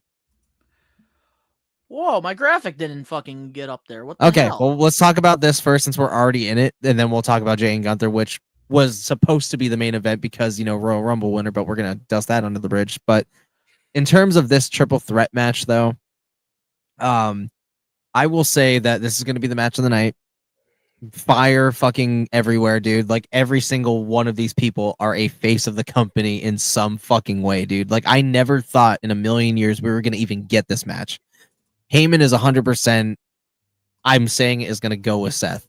He's going to not choose between CM Punk, not choose between Roman Reigns, and be protected under the guiding wing of a very new Seth Rollins that we are going to see the first outings of a very new character going forward because it's Seth fucking Rollins, dude. He can do fucking anything. CM Punk's first main event, I think it's going to be an emotional entrance. I think he's really going to have a hard time keeping it together. He's going to break kayfabe a little bit. Roman Reigns, that is what I'm curious about the most in a way, though, because Roman did say that the day you don't see the wise man with the tribal chief, you will not see the tribal chief anymore. So does this mark the end of his character as the tribal chief? That is something that I've been thinking about for a long time. He said that shit a long time ago, and this is going to be the first time that we do not have Paul Heyman with Roman Reigns. So what about you, Danny? awful. What's your thoughts on the triple threat buildup?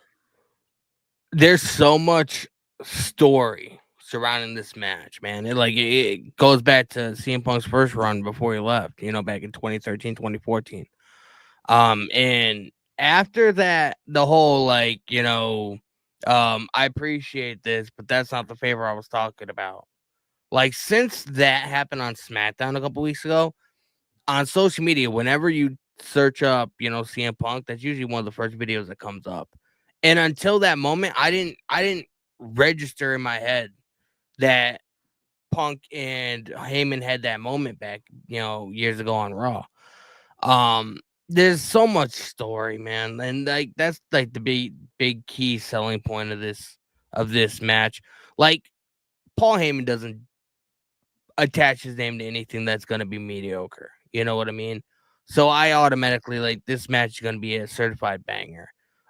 Even if the match may, not be one of the best, 5-star, clinics or whatever, there's so much story tied into it that it's automatically going to be a banger. So this is probably, I'm excited more so for this match than I am for Cena and Cody, to be honest with you. Yeah, I think everybody is, honestly, especially here in the live chat, I'm noticing. But my thoughts now, getting into the triple threat match. I've been saying it since the beginning of this entire feud here with Seth Rollins, CM Punk, and Roman Reigns, that I do believe that Paul Heyman is going to be aligned with Seth Rollins moving forward.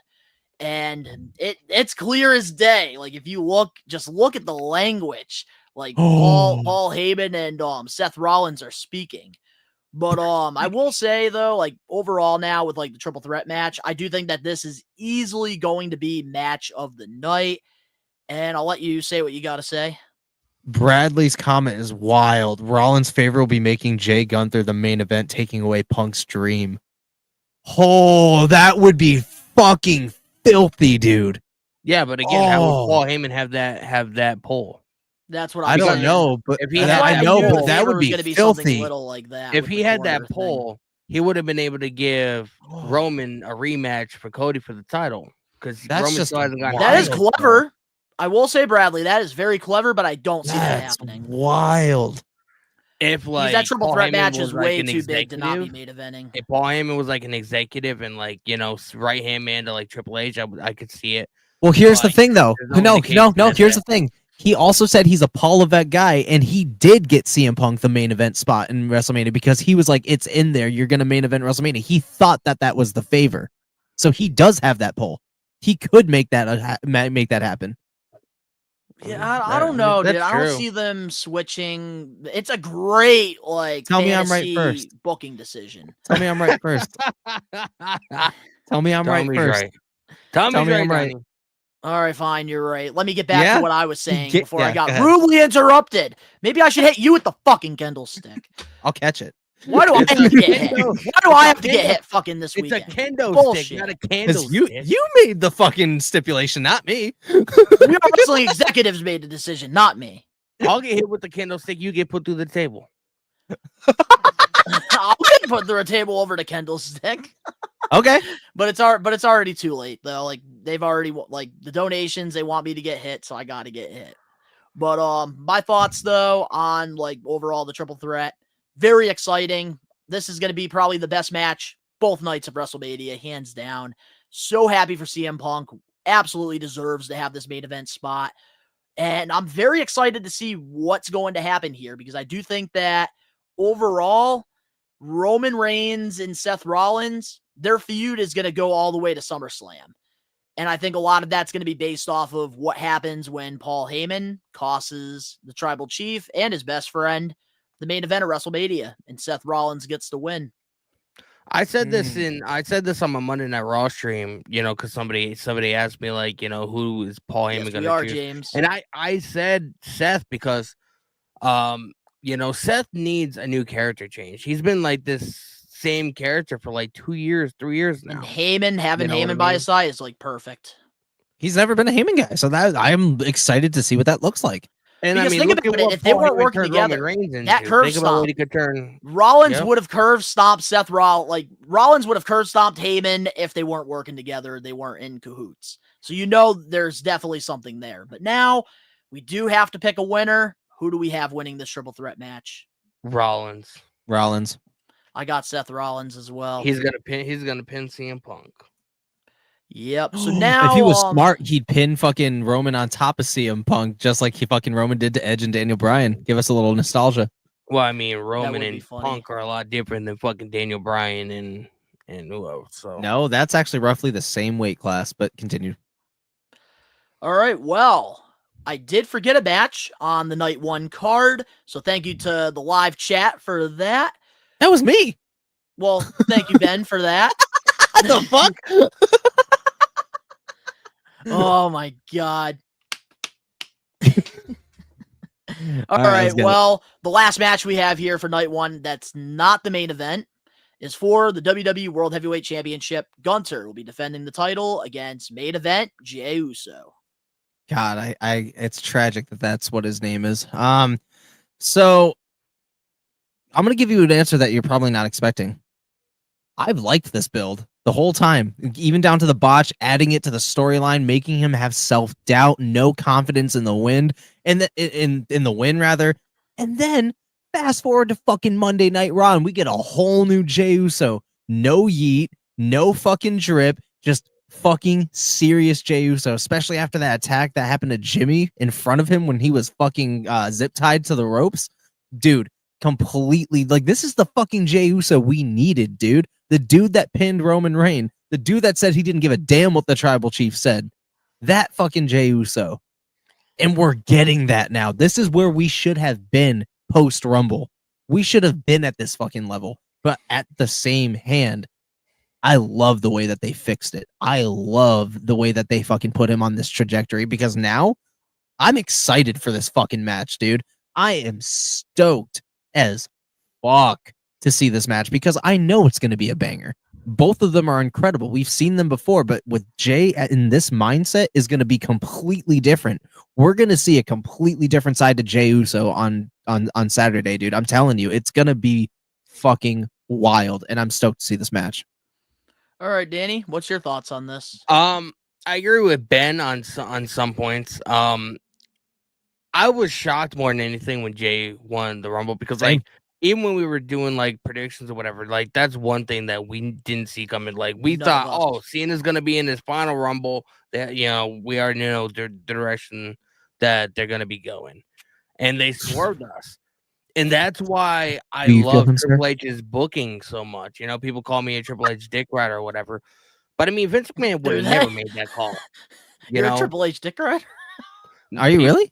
You'd be surprised people call me that because I like Triple H's booking so much. I do too. If Vince McMahon was booking Rumble, you'd know that he would have went the safe route. He wouldn't have went with Jey Uso. John Cena would have won with Cena. And that's why I think Triple H's booking is so unpredictable. And why, even though this Rumble card is not to where I think it should be, I still think it's going to be a great show nonetheless. I will say, up until I didn't think this story was good up until Gunther beat the hell out of Jimmy. Yep, that's where I'm at, Daddy, too. I almost agree. Like when Gunther was like taking Jimmy's blood and rubbing it on himself, like, bro, I was like, bro, did like TK manage to get the fucking script and rewrite what is supposed to happen? Like, I thought I was watching like an AEW segment or something. Jimmy saved the feud. Yes, 100%. That was massive. And I knew when Jimmy smacked the hell out of Gunther in the backstage area, I was like, bro, he gonna get killed. He gonna get killed. I said, bro, he gonna get killed. And he did, bro. And it was fucking beautiful. Adding the blood. I love the amount of color we are getting with Triple H, dude, because it adds to the story. And I love that CM Punk called out John Moxley's bitch ass. He's like, I don't even want to touch it right now because I feel like if I even just fucking breathe on you, you're gonna start bleeding. Like, I love that we're getting blood to be an actual stipulation now. We're getting it to be this huge thing that puts like more teeth into the feud, dude. Like, this makes it so much better. And like, I'm just saying, whoever made the Jimmy call, whoever made these calls to fucking add the botches to the storylines needs a fucking raise, because it has been great. All I know is hot take here. I think you could thank AEW for WWE bringing back the blood. No, I'm thanking Triple H for fucking taking seat after Vince left, because fucking Triple H has always been about that era, dude. No, I'm not giving AEW. Nah, Black and Gold NXT, he could have done color. He didn't do it. No, so because he's still working under his dad, dude. His dad is the chairman. That WWE, though, they do have a better balance when it comes to the color than AEW. I am not giving AEW credit for shit. You will never. No, that. I'm sorry. That's why I said hot take for a reason. I said hot take. I don't know if it's a hot take. You can take it whatever way you want. But I think that I will say WWE would still be heavily censored more so now if it wasn't for AEW, because AEW does push the envelope. I agree with Danny. I'm not saying because of this nonsense that's on AEW that it's a direct result, but I'm saying that it does have it does have something to do with it. You know, if you didn't have fucking MJF on TV, you know, calling people a scumbag and this and that every week, you wouldn't be getting, like, you know, a lot of the adult-oriented stuff on WWE TV that even that's getting boring.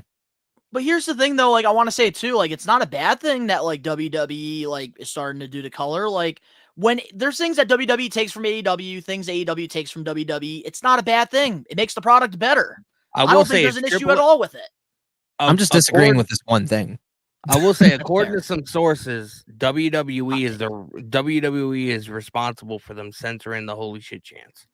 That's not a Netflix call. That's WWE. So they would censor a lot more if it wasn't for AEW, because AEW is starting to push the envelope. Yep. That I feel like it's a direct result to what's happening in WWE. Triple H would still go it's made for fucking 6-year-olds route because that's what made them money. I don't think that's Triple H. I think it's more Nick Khan. He focuses more on like the kid demographic. Nick Khan has never said fuck in his life. All right, no, it's not Triple H. It's not Triple H. But Triple H understands like the business perspective of it, which is why there's kind of like a common ground between. We got Cody Rhodes, who is the next John Cena, saying fuck. All right, like no, that is not a Nick Khan thing. I mean, that is not a Triple H thing. Nick Khan is like, how dare you, Cody? But no, my thoughts now. I do want to share, but now I want to share my thoughts on Jay versus Gunther here. I will say I agree. I think that it was brilliant with the whole botch thing, which is why, like, when we had the episode of the podcast with yourself, Ben, and Phil, I did ask you guys, like, if you thought the Jey Uso thing was, like, all, like, he was acting, because he did a lot of acting with the whole Bloodline storyline. And, like, I knew from the get-go, like, that's what it was, because I noticed they did that with Damian versus Gunther. Gunther was, like, pretending he lost that aura about him, and then he ended up winning, and they built the storyline around that, which I do like when they build something around the performance. But I will say, Jay versus Gunther, it has been a very underrated feud, but I think it really picked up, like Danny said, when we got Jimmy Uso involved with the slap across the face, and then we got that bloodbath. That was amazing. And I think now going into this WrestleMania, a lot of people, I think, are underestimating how good this match is going to actually be, because people just can't seem to get it out of their head that Jey Uso versus Jimmy last year at WrestleMania was lackluster. Jay can perform. Jay had one bad match, and I don't know why people continue to just slander him because of that one bad match. Not everybody works together well. All I'm going to say is I think him and Gunther, like, this is about to be Jey Uso's best match. All I'm going to say is Gunther has never had one bad match since he's been in WWE. And that's what I'm saying. I don't see it being a bad match. But now, who do we have winning this World Heavyweight Championship match? Jey Uso. Jey Uso. All right. Well, I feel like Jey Uso has to win, especially like after what happened to Jimmy, and then like the following week, Jay was like, I had to explain to my mom that I was scared, and that we already hit that shit, dude. Man, I gotta stop playing with my food. I'm just gonna go Jey Uso. Jey Uso is gonna win the championship. Yeah. Because I don't see him losing 4 times to Gunther. Like it's almost like a Cody and Cena kind of thing or whatever. Like I feel like Jay has no other, there's no other option. You know what I mean? And just because Jay's gonna win doesn't mean he has to have a long title reign. Have him drop it at SummerSlam to somebody else. But Jey Uso is winning. We'll fantasy book that when we get there. Oh yeah, we got a lot of fantasy booking we could do after WrestleMania. Yeah, because we still got a whole card to go through, man. Yes, we do. No. Before we get into night 2 of WrestleMania, Orton, just want to let you guys know that the We Are Wrestling Getting Put Over segment will be returning next week, and it's my pick. And next week, we're going to be putting over the hardcore legend, Mick Foley, 3 Faces of Foley, next week on the show. So, guys, the We Are Wrestling Getting Put Over segment will be back next week. So, with that being said, now let's get into Randy Orton and what we think is going to happen at WrestleMania 41 with him, because as we're recording the predictions, it is not Friday night SmackDown yet. It is Wednesday night, 5 p.m. Eastern Standard Time, doing a live episode of the podcast. So we have not seen SmackDown yet. So just a little disclaimer for the audio listeners. Yep. It's going to be 2 things. One of 3 things, actually. They tease Nick Aldis taking off the suit and getting his boots back on. They could speed up Aleister Black's return, or they could speed up Rusev's return. It's one of those 3 options, and honestly, I'm happy either way, because it'd be dope as fuck to see Nick Aldis wrestle again on a WWE fucking biggest stage of them all. A little nice one-off would be fucking gorgeous. Especially, he deserves it with the career he's had, dude. He deserves it. I will 100% say that I would be behind Rusev if booked right as a proper heel, and make him look like $1 million, like I will 100% take that too. Redeemer. I want Aleister Black more than anything because what a fucking return that would be for Aleister. I feel like if anybody deserves a WrestleMania return, it's Aleister fucking Black, especially with his style compared to Randy's adaptive style, dude. We're looking at Banger City instead of just a fucking big brute doing some crazy kicks and spin fucking clotheslines. Like I'd rather see a striker, a martial artist go against a fucking apex predator because that makes the match and the moveset unpredictable as fuck. And they would create magic. And that's just personally what I want to happen. But I would be way more happy. I'd be way happy with Nick Aldis too. Rusev is my third option. All right, so what about you, Danny? What do you think? If I had to pick, I would say Nick Aldis, 100%. Just because like there's already a built-in story there. Way back from when Randy first came back or whatever, he beat up like a referee or security guard or whatever. So we got fined and that whole ordeal. And I feel like over time they've been slowly building Nick Aldis and Randy Orton to have some kind of program. And like what a better way to really like, have it, come to fruition than WrestleMania, the biggest show of the year, technically. So if like my number one choice 100% would be Nick Aldis. It's already there. Very easy story to tell. My second choice would have to be Miro or Rusev. I wish he would go by Miro in WWE. We don't even it's speculative that he's gonna be going by Rusev because they already own the trademark or whatever. We don't know. I liked Miro when he was in AEW, and Ben did not like him at all until I sent that promo in the group chat.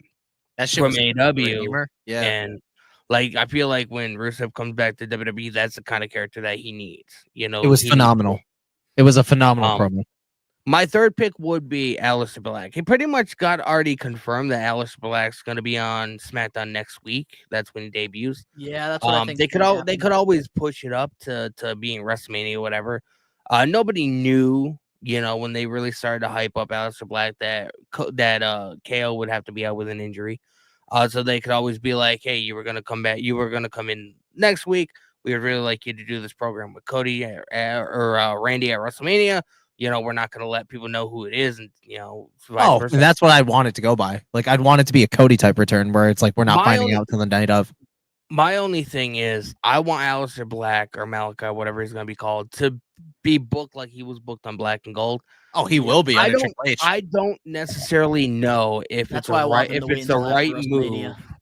I don't necessarily know if it's the right move to bring him in just to lose on his first night back. Yep, I don't want that. Wait till SmackDown after Mania. See, that's 1000%. The thing. Had they brought him up to WrestleMania, Randy's going to take that L. And I think he would happily take the L, especially if it also promised a great storyline going down the road. Yeah, but Randy hasn't won a PLE match since he came back fucking almost 2 years ago. I mean, technically, he won his first one when he came back. He was a part of the fucking War Games. Well, yeah, technically, he won his one. Yeah. Sorry, but continue. But I mean, that's singles. You mean singles competition. Yeah, I get it. I get it though. But I will say this now, like what I think is going to happen. I've been saying it. My number one option, Rusev versus Randy Orton at WrestleMania, because I want that heel general manager. And I'm sick of having Adam Pearce and Nick Aldis just like act like a face one week, act like a heel the next week. Adam Pearce, he's a great baby face. He does what's right for the people.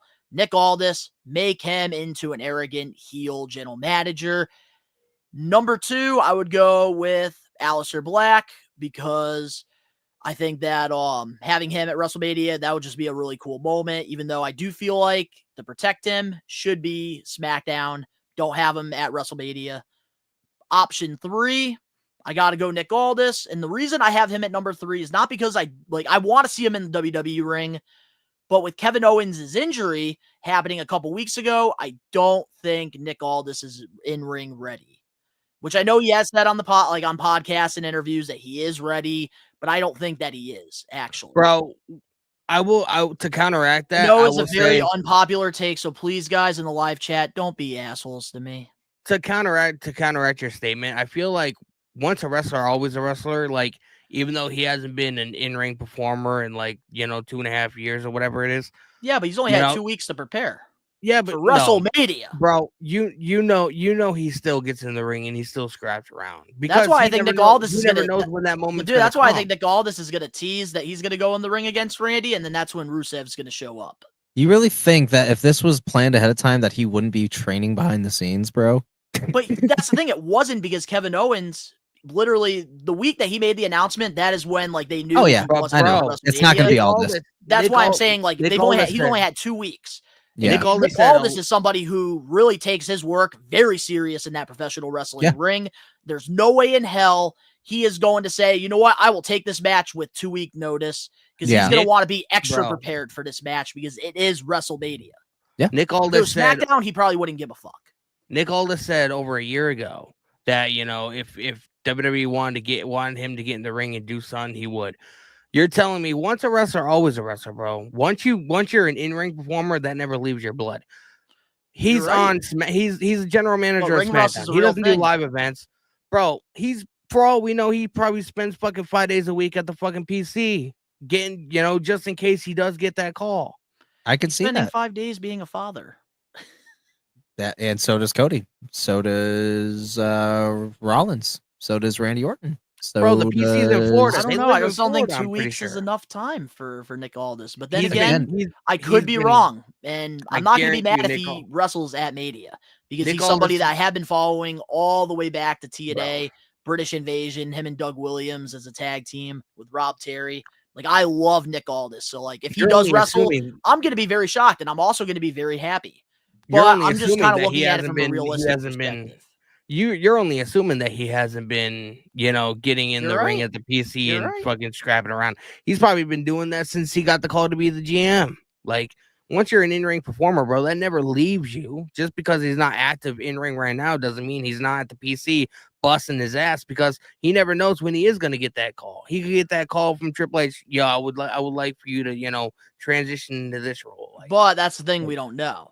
But now here's what I want to know. Since this is a predictions video, I want to know, who is your final answer on who's going to actually face Randy Orton at WrestleMania? Aleister Black. I got to go with Rusev. It's just a more logical choice for me. I'm going to go Rusev. So now, guys, let's get into night 2 of WrestleMania 41. Starting things off, we have a women's tag match for the WWE Women Tag Team Championships. Liv Morgan and Raquel Rodriguez versus Lyra Valkyria and Bayley. I think this match is fucking pointless. Yeah, I don't give a fuck about it. I don't even really have much to say about it. There's been like no build. I'm not a fucking Bayley fan. Like, all she's been is like fucking every single person's hype man, and I'm sick of it. So, if we're logical and want to get, create a better story, just keep the fucking titles on fucking Raquel and Liv, and just, continue the eventual storyline down the road for the IC title. That's a little bit more compelling. My heart is not in this match whatsoever. I'll probably take my smoke break during that match. Bro, like 2 weeks ago, we had Bayley facing Lyra for the IC title. And at the end of that match, Bayley was so upset, Lyra wanted to go for a handshake, and Bayley just pretty much shoved her out of the way. And then she came to her senses and was like, yeah, that's not me anymore. And then like a week later, they're a fucking tag team. Like, it just, bro, like, this entire thing just makes no sense, and it's pretty pointless. And the only reason that this match is happening is because, they want Liv Morgan to be on the show, and they can't think of any other creative reason for it to happen. Yep. 1000% what I was going to say. It's obvious. Liv Morgan, she has built her stock up in WWE, which is why they want to make sure that she's on the biggest stage of them all. That's why we're not getting a Women's Intercontinental Championship match, because I thought that a couple weeks ago, I thought that they were going to build Bayley versus Valkyria at WrestleMania, which would have been if it was me, I would have had Bayley versus Roxanne, and then I would have had the IC title, Lyra versus Liv Morgan. That's what I would have done. Oh, I would have done the same thing too. I agree, because I don't understand why they just like completely like got rid of that feud with Roxanne and Now Bayley. Roxanne's on. Didn't She was supposed to understand. be on the main roster. Now she's fucking on NXT Stand and Deliver. That's why Or I always say, like, they pre-show. got to wait until after WrestleMania to bring people up, not during WrestleMania season from NXT. But I will say I'm not excited about this match whatsoever. But I do think that they're probably going to figure out a way to continue the feud. They're going to start the feud with Bayley and Valkyria, because I think Bayley's going to screw Valkyria in this match, and then that's what's going to start the whole program. And then they'll probably have a match for the IC title, Raw after Mania. But who do we have? But who do we have winning this? Raquel. Liv and Raquel. Yep, I got Liv and Raquel as well. Moving on now to the next match on the card, we have AJ Angela, Styles versus Logan Paul.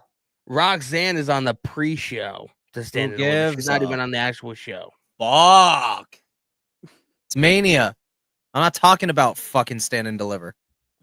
That's part of Mania. Well, our next match we have is No, it AJ fucking Styles versus Logan Paul. This match is gonna low-key cook, bro. I'm really It's excited gonna about cook. this match. I'm stoked for the in-ring, but fucking God, dude. Like, Logan Paul, he can do it fucking all. He has the fucking following, but they got him in this bullshit ass contract where he shows up for work every couple months, has some high spots, and then fucks off. Like, I'm so Reminds me of Roman Reigns. sick of it. I'm bored. And he doesn't even have the Roman Reigns fucking aura like that, dude. It's just so stupid. Bro, Oh, his new God. finisher is fucking fire, though. It's fire. Like, the in-ring is gonna be great, but the fucking builds I do are love his new starting to be finisher. garbage, bro. I feel like we see Karrion Kross during this. I hope we see Karrion Kross. I hope he knocks Logan and AJ the fuck out, dude. My fucking pick is Karrion Kross for whatever fucking reason. Fuck. Jesus. Yeah. But I do think it's gonna be a great match. I do think like the match is going to be better than the storyline. And that's easily. exactly what it is. I do like Logan Paul's new finisher a lot. I do really too. do. And I will say I like that he is being a regular on TV, and I really do hope after Mania he continues to be on TV regularly, because he did say he's doing this full time. So like I like that we So are is John Cena and so is Roman. Yeah, but Logan's but at least Logan's like wrestling some matches on Raw, like on Netflix. Like he's doing like PLE matches. So like Logan's actually doing more than he has been doing since the beginning of his WWE run. But I do hope that like this is a good match, because I do think that they definitely have the potential of making some viral hits here. But who do we have winning? I'm gonna go with Logan. Just because I think that there's more there for the feud, because it was such a short build to Mania, and obviously there's gonna be some hard feelings. So I'm gonna go with Logan. All right, who do you got, Danny? Now you see how hard it was for me. I want to say Logan, but I could also see it going in the direction of, you know, maybe they're slowly going to end up turning Logan babyface, having AJ Styles win with the help of Karrion Kross, and Karrion Kross and AJ Styles like forming something or doing. That'd be something. sick.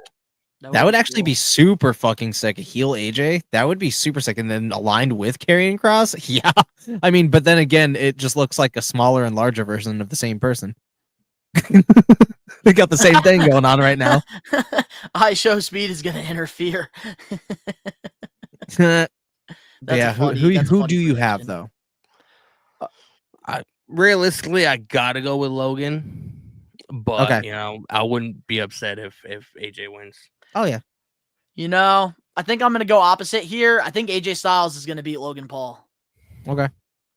Because I think that AJ Styles will probably go for the Intercontinental title at Backlash, and I think that this would be a way to kind of get him some momentum. You know what I just thought of? And now let me know if I'm correct on this. Well, spit it out, Junior. I'm almost positive that Logan Paul has never lost a WrestleMania match. Yeah, he He's has. won it. He lost to Seth Rollins at 39. Yes. Yes. Oh. Yes. He did. Got my receipts, bitch. No, because I was just thinking, because he won last year. I thought he won the year before. He won when he would tag team with the Miz. He's gonna I thought he would, like, they were giving him some kind of like WrestleMania streak. I got you. Well, he might as well come out to Undertaker colors if that's the case, instead of that ugly yellow. Give him the Moving black on label. to the next match He's here on the humble, card. bro. Personally, I'm very excited for this one. We have a fatal four-way match for the Intercontinental Championship. Braun Breaker will be defending the title against Penta versus Finn Balor versus Dirty Dom. It is Nice. ridiculous how weirdly fucking stacked this match is. Like, this match is gonna cook a lot. There's so much going on in my head already in this, like in the ring already. This will So be match of the night. I wouldn't say night match two. of the night, but definitely like a fucking contender. Like, this might definitely, like, all right, you know, we saw this match. Now let's see what the rest got to prove, because you got to pull out a lot after this one. Because as much as the crowd hates Dom for the heat, the dude is killer in the fucking ring now. Penta is a fucking lucha legend and has had the craziest streak since fucking coming to WWE. He has felt like a massive star. Then you got Braun Breaker, who is just fucking Braun Breaker, just delivered us the best spear that we've ever seen in history recently on Monday Night Raw. And then you got fucking Finn Balor, who is Finn fucking Balor. One of, if not, I think the first Universal Champion, right? And then he got injured. He was the first inaugural, or was that Kevin Owens? And then he No, it joined was him. Judgment Day and then lost all of his aura. I get that, but he has actually been. He's clearly turning babyface soon. So, like, I Needs to. think, and it's going to happen in this match. I think this is where all things, you know, start to be clearer for where the Judgment Day stands. But yeah, dude, there is a lot of history here. There's a lot of some heavy hitters in this match. You know, like at first I wasn't crazy about Braun Breaker. Now I fucking love the dude. So, you know, I'm really excited for this match. And honestly, bro, you're not going to get who I think's going to win out of me until we get to the end, because I'm unsure. Yeah. Oh, I I'm already know unsure. who's going to win, I think. But I will say this, though. Speaking of Braun Breaker, man's getting hot at the right time. Just He's not wanna going say that. babyface, bro. But Danny, what's your thoughts now on the Fatal 4-Way? I love it, man. And this is one of my favorite matches that's gonna be on the Mania card this year.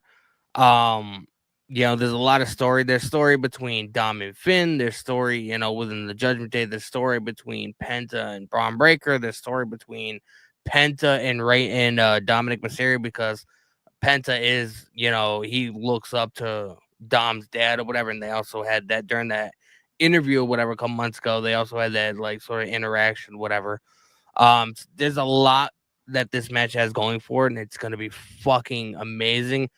And I guarantee you, mostly everybody that's gonna be a fan of this match, I guarantee you, they're gonna just be thinking about what kind of crazy ass spear is Braun Breaker gonna do at fucking Mania. He's going to kill Carlito. Like, literally. Like, the afro Somebody is going get to get his off his funeral head. arrangements ready, man. Yep. Dude's gonna need to be 1000%. buried soon. And I think Carlito's done a great job putting over that spear with Breaker, like jumping over like the commentary table, like hiding from him and stuff. Like, brilliant shit. But honestly, like I said, I'm very excited about this match. I really do think that it does have the potential of being match of the night for night 2 of WrestleMania because of all the crazy spots we're going to get. I think that there's just a perfect combination of 4 great talented superstars that bring something different to the table. And like, to me, I think that there's going to be some really awesome spots here. And I think that this is going to be a match that a lot of people are going to really enjoy. But now getting into the prediction, I'll just share mine right away. I think that Dirty Dom's going to pull the upset, and he's going to pin Finn Balor. I think Dirty Dom's finally going to get rewarded for all the hard work that he's put in the last couple years. And I think that I know there's a lot of people that want to see Penta win the title, but honestly, patience. I think give Penta the championship a couple months from now. I think Dirty Dom needs to be rewarded for being the top heel for the last couple years. Give it to Dom. I got Dom. Dirty Dom. And Finn Balor is going to turn face because he felt betrayed. All right, who do you guys got? Nice little pause. I'm gonna go with I'm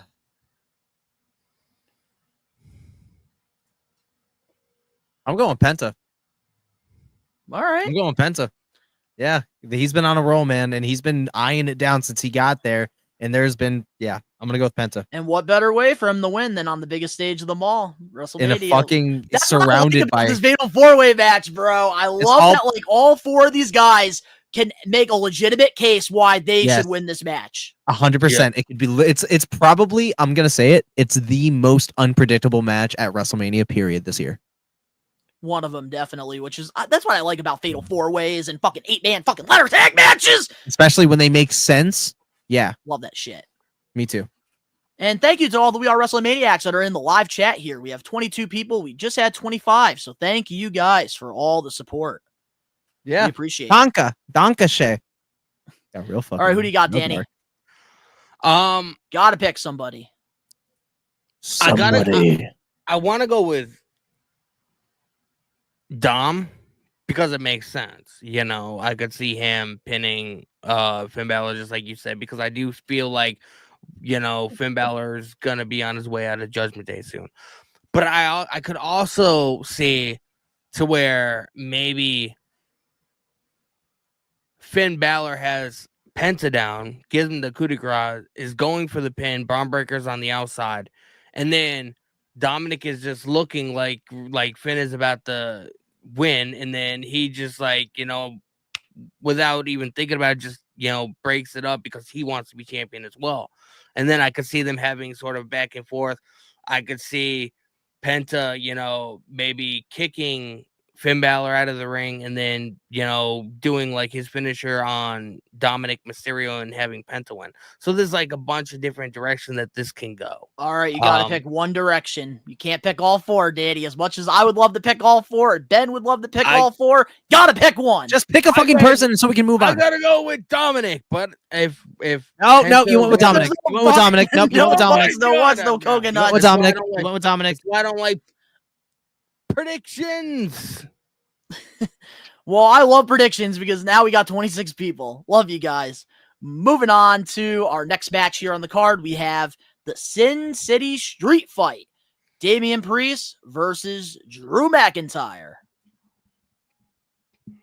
Ben, take it away. Does not need to be on fucking Mania. This is one of those matches that literally does not need to be at fucking Mania. You could have had this at fucking Backlash. You could have had this on some random Monday night fucking Raw or SmackDown. Like, this could have been settled somewhere else. Like, this could have happened at the last pay-per-view. Like, it did not have to go from the Rumble to now, and I barely remember any of the buildup because it wasn't fucking memorable.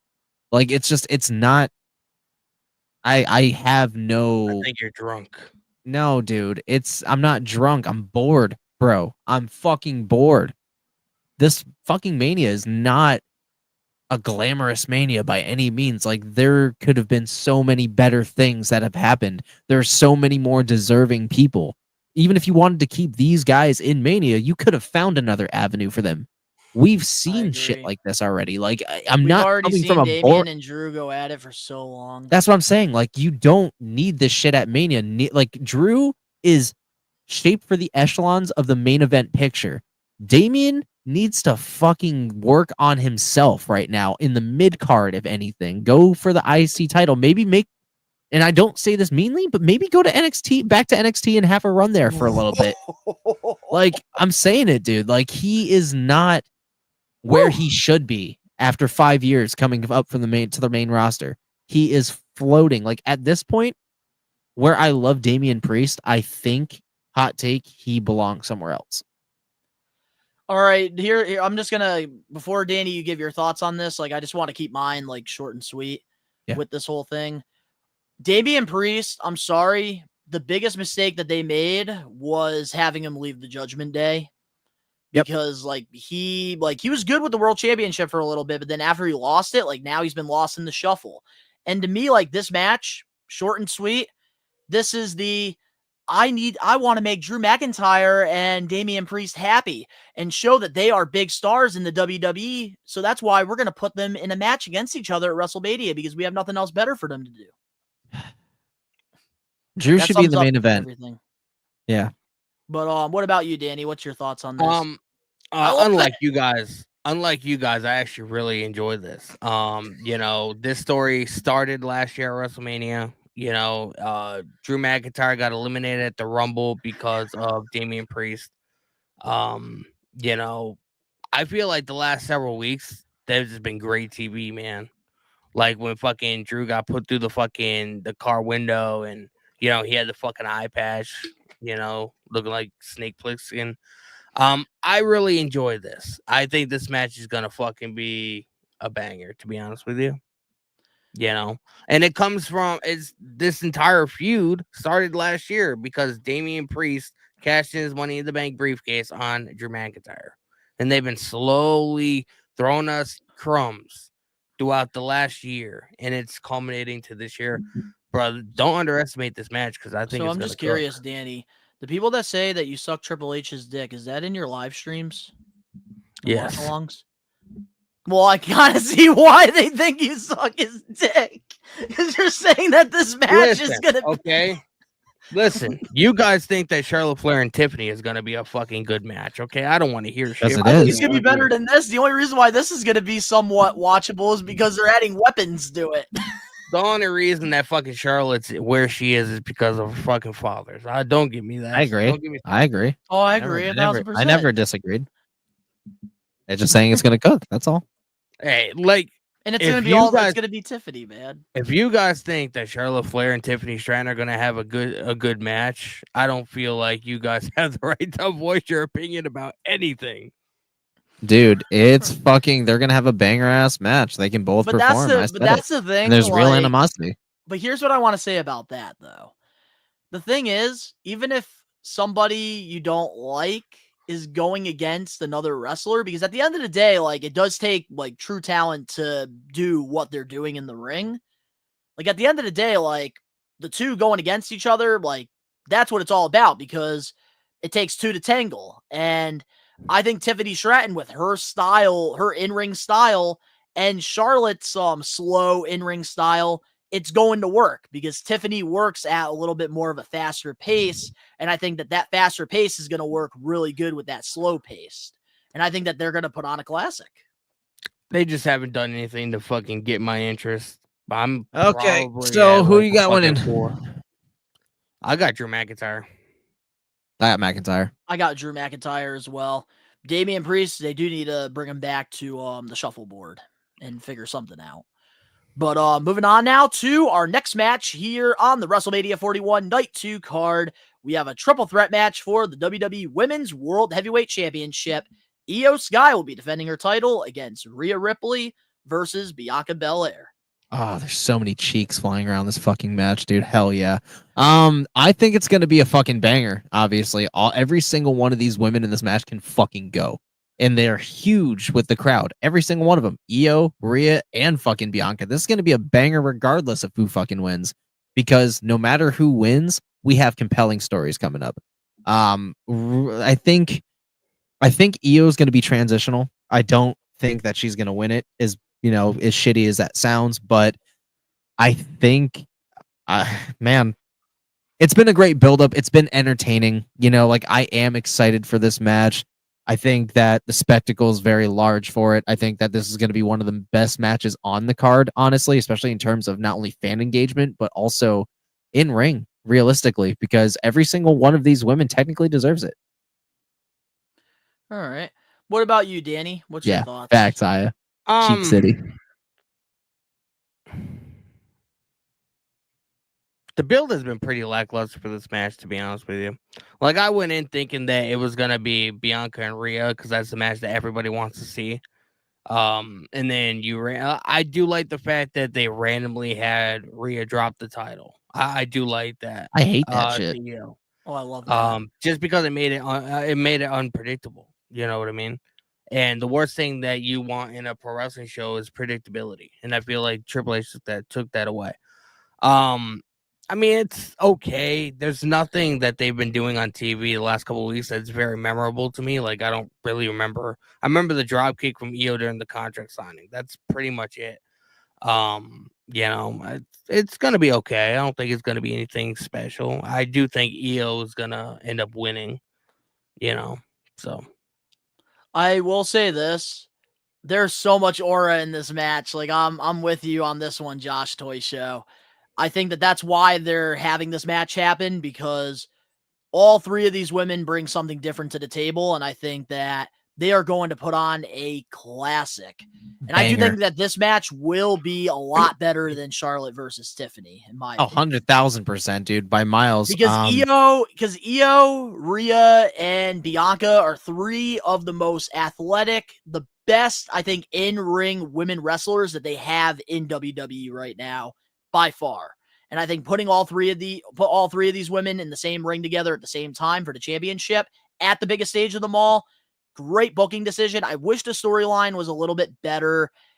I do hope that Io is not a transitional champion at all, because I actually really enjoy her as a champion. Like, after she lost to Bayley last year at WrestleMania, she was lost in the shuffle all the way until she won the championship back. But So I'm glad that she was to happen with her.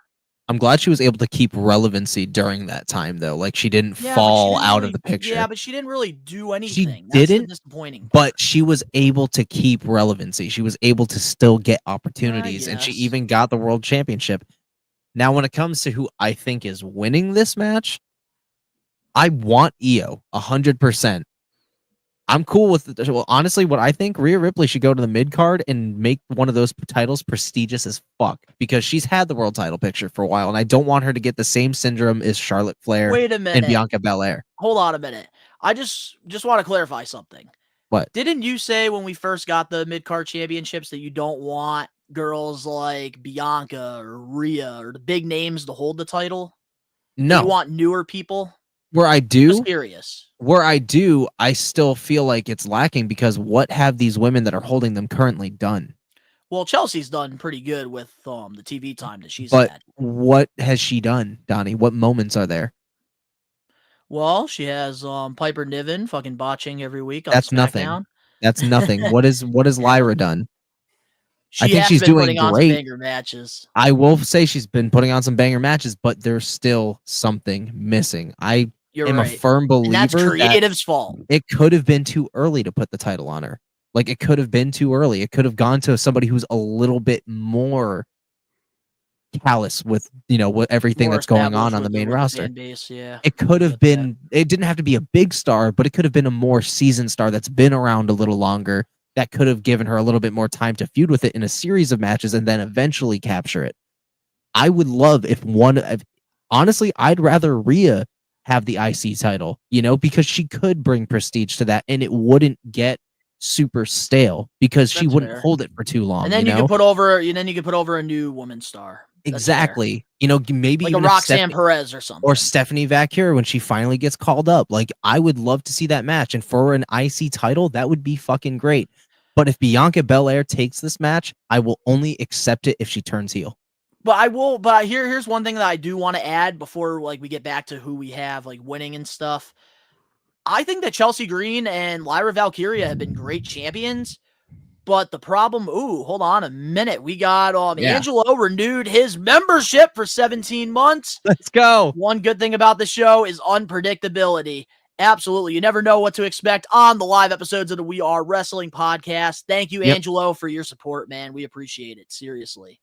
100%.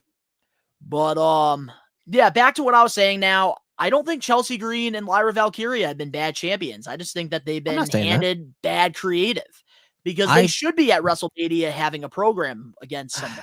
See, I wouldn't even say it's creative. I would say 100% it's this. They haven't been able to create moments while having the title, and that just happens sometimes, but with Chelsea, I feel like she has, with the TV time that she's gotten, she where takes it's advantage funny, of it. Where it's funny as fuck, it's not a moment. It's not a moment that's going to make that title be like, yeah, dude, when she had the title, she fucking rocked it because of this fucking moment that is going to be memorable and attached to it. But creative is not giving her anything to work with.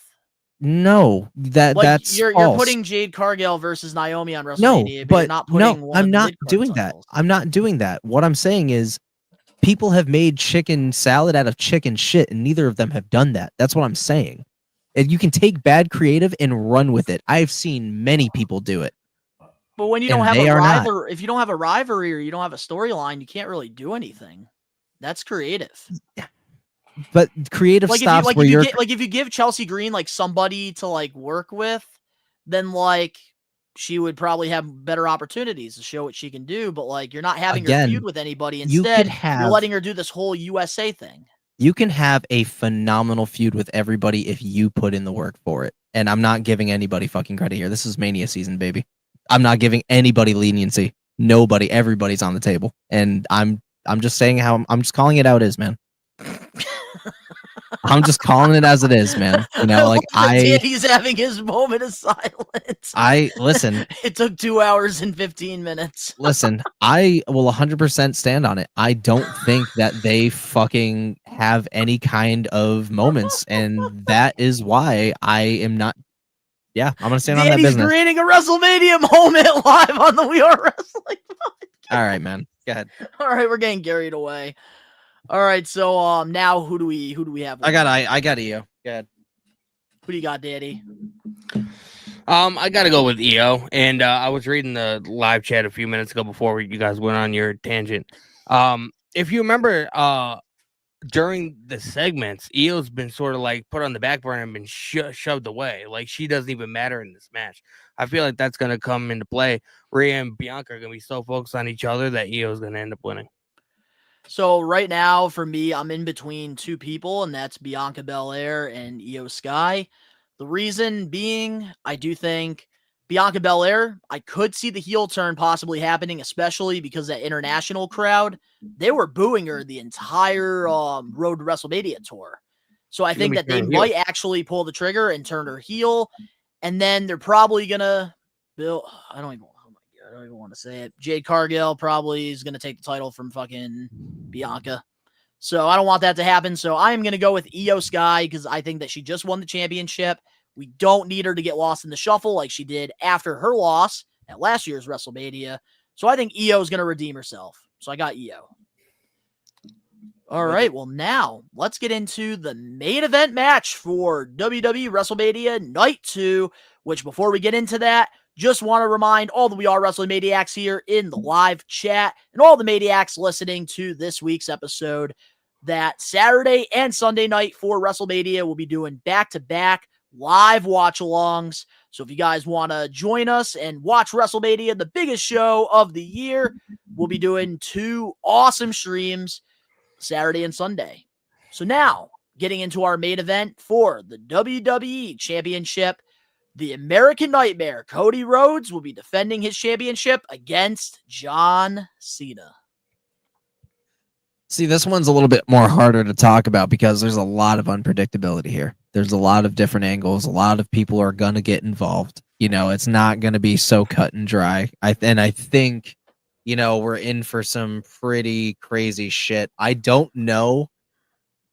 I think Cena's full-time run officially kicks off here at Mania because he's scheduled and slated for so many fucking shows after Mania, like including the Raw after Mania, SmackDown after Mania, the Raw after fucking SmackDown. Like the dude is going to be on TV for the next few. Yeah, he's going to be on TV for the next few fucking weeks. So it's alarming and exciting.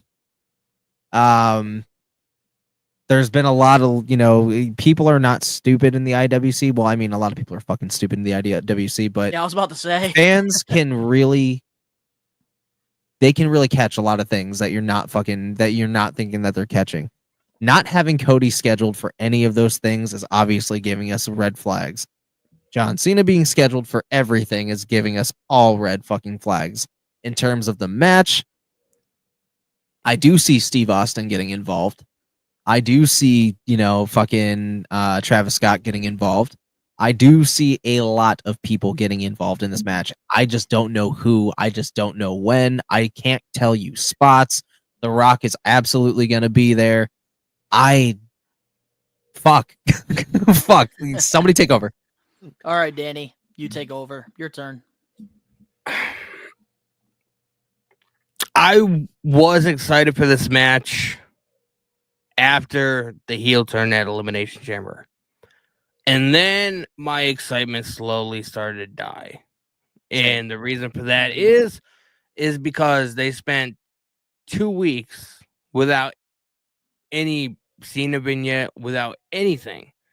And Cody, they pretty much relied on Cody to sell it until, you know, they went overseas.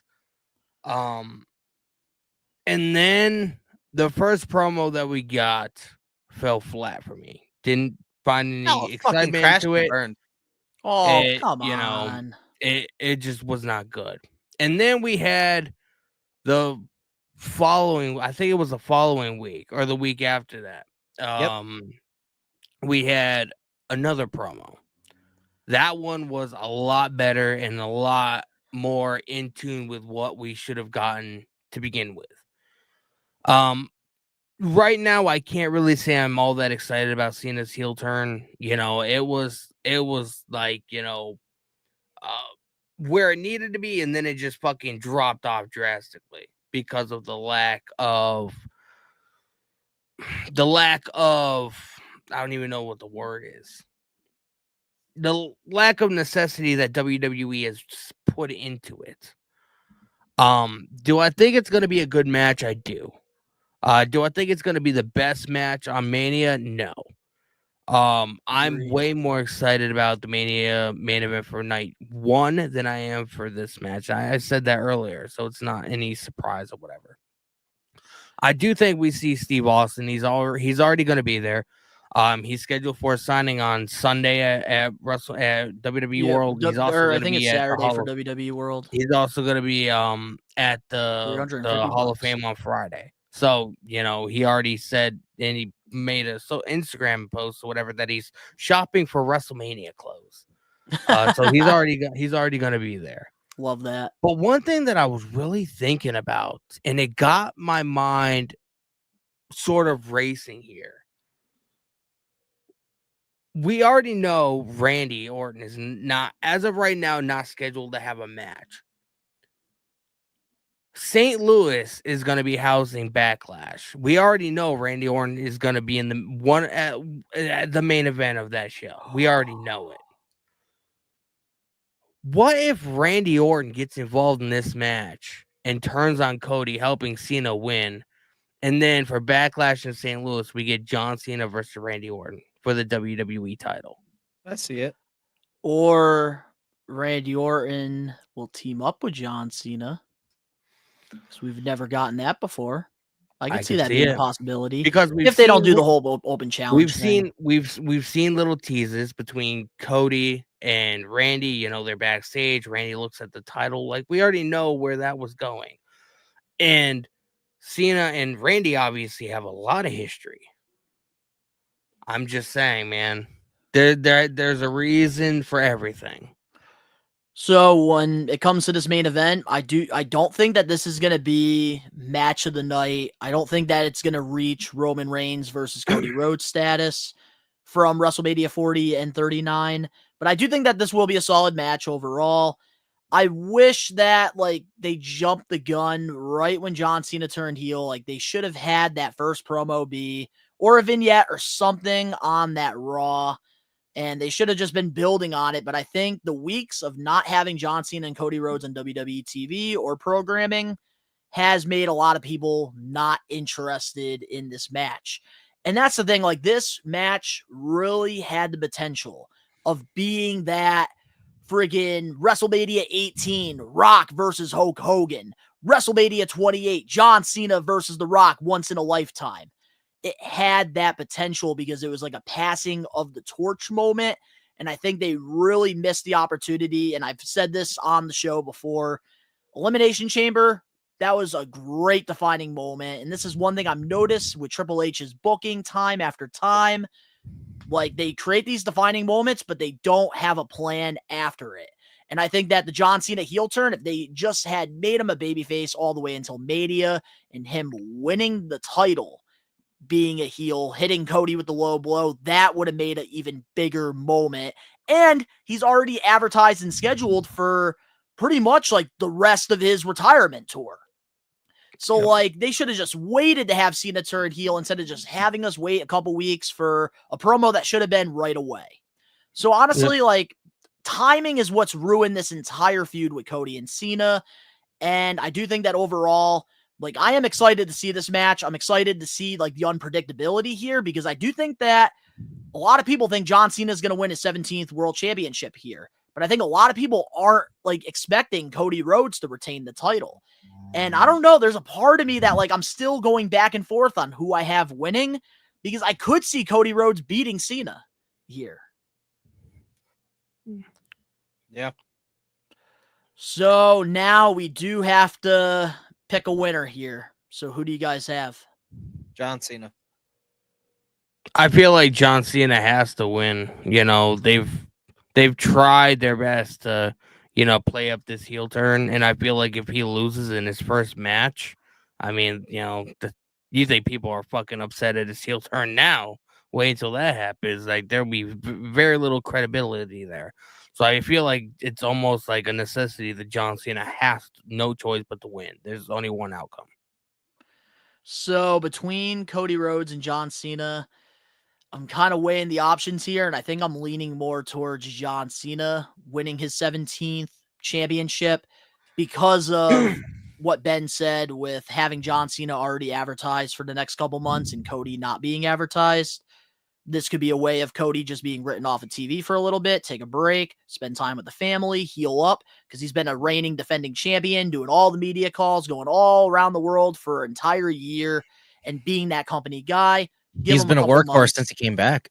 Exactly. So from that pec injury. You're right. Not even. Since he came back in general, he's been fucking go like a fucking champion. So it's like he deserves the time off. Even when he was injured, he still did like media appearances, I think. So yeah. So he deserves time off, Donnie. Yeah, 100%.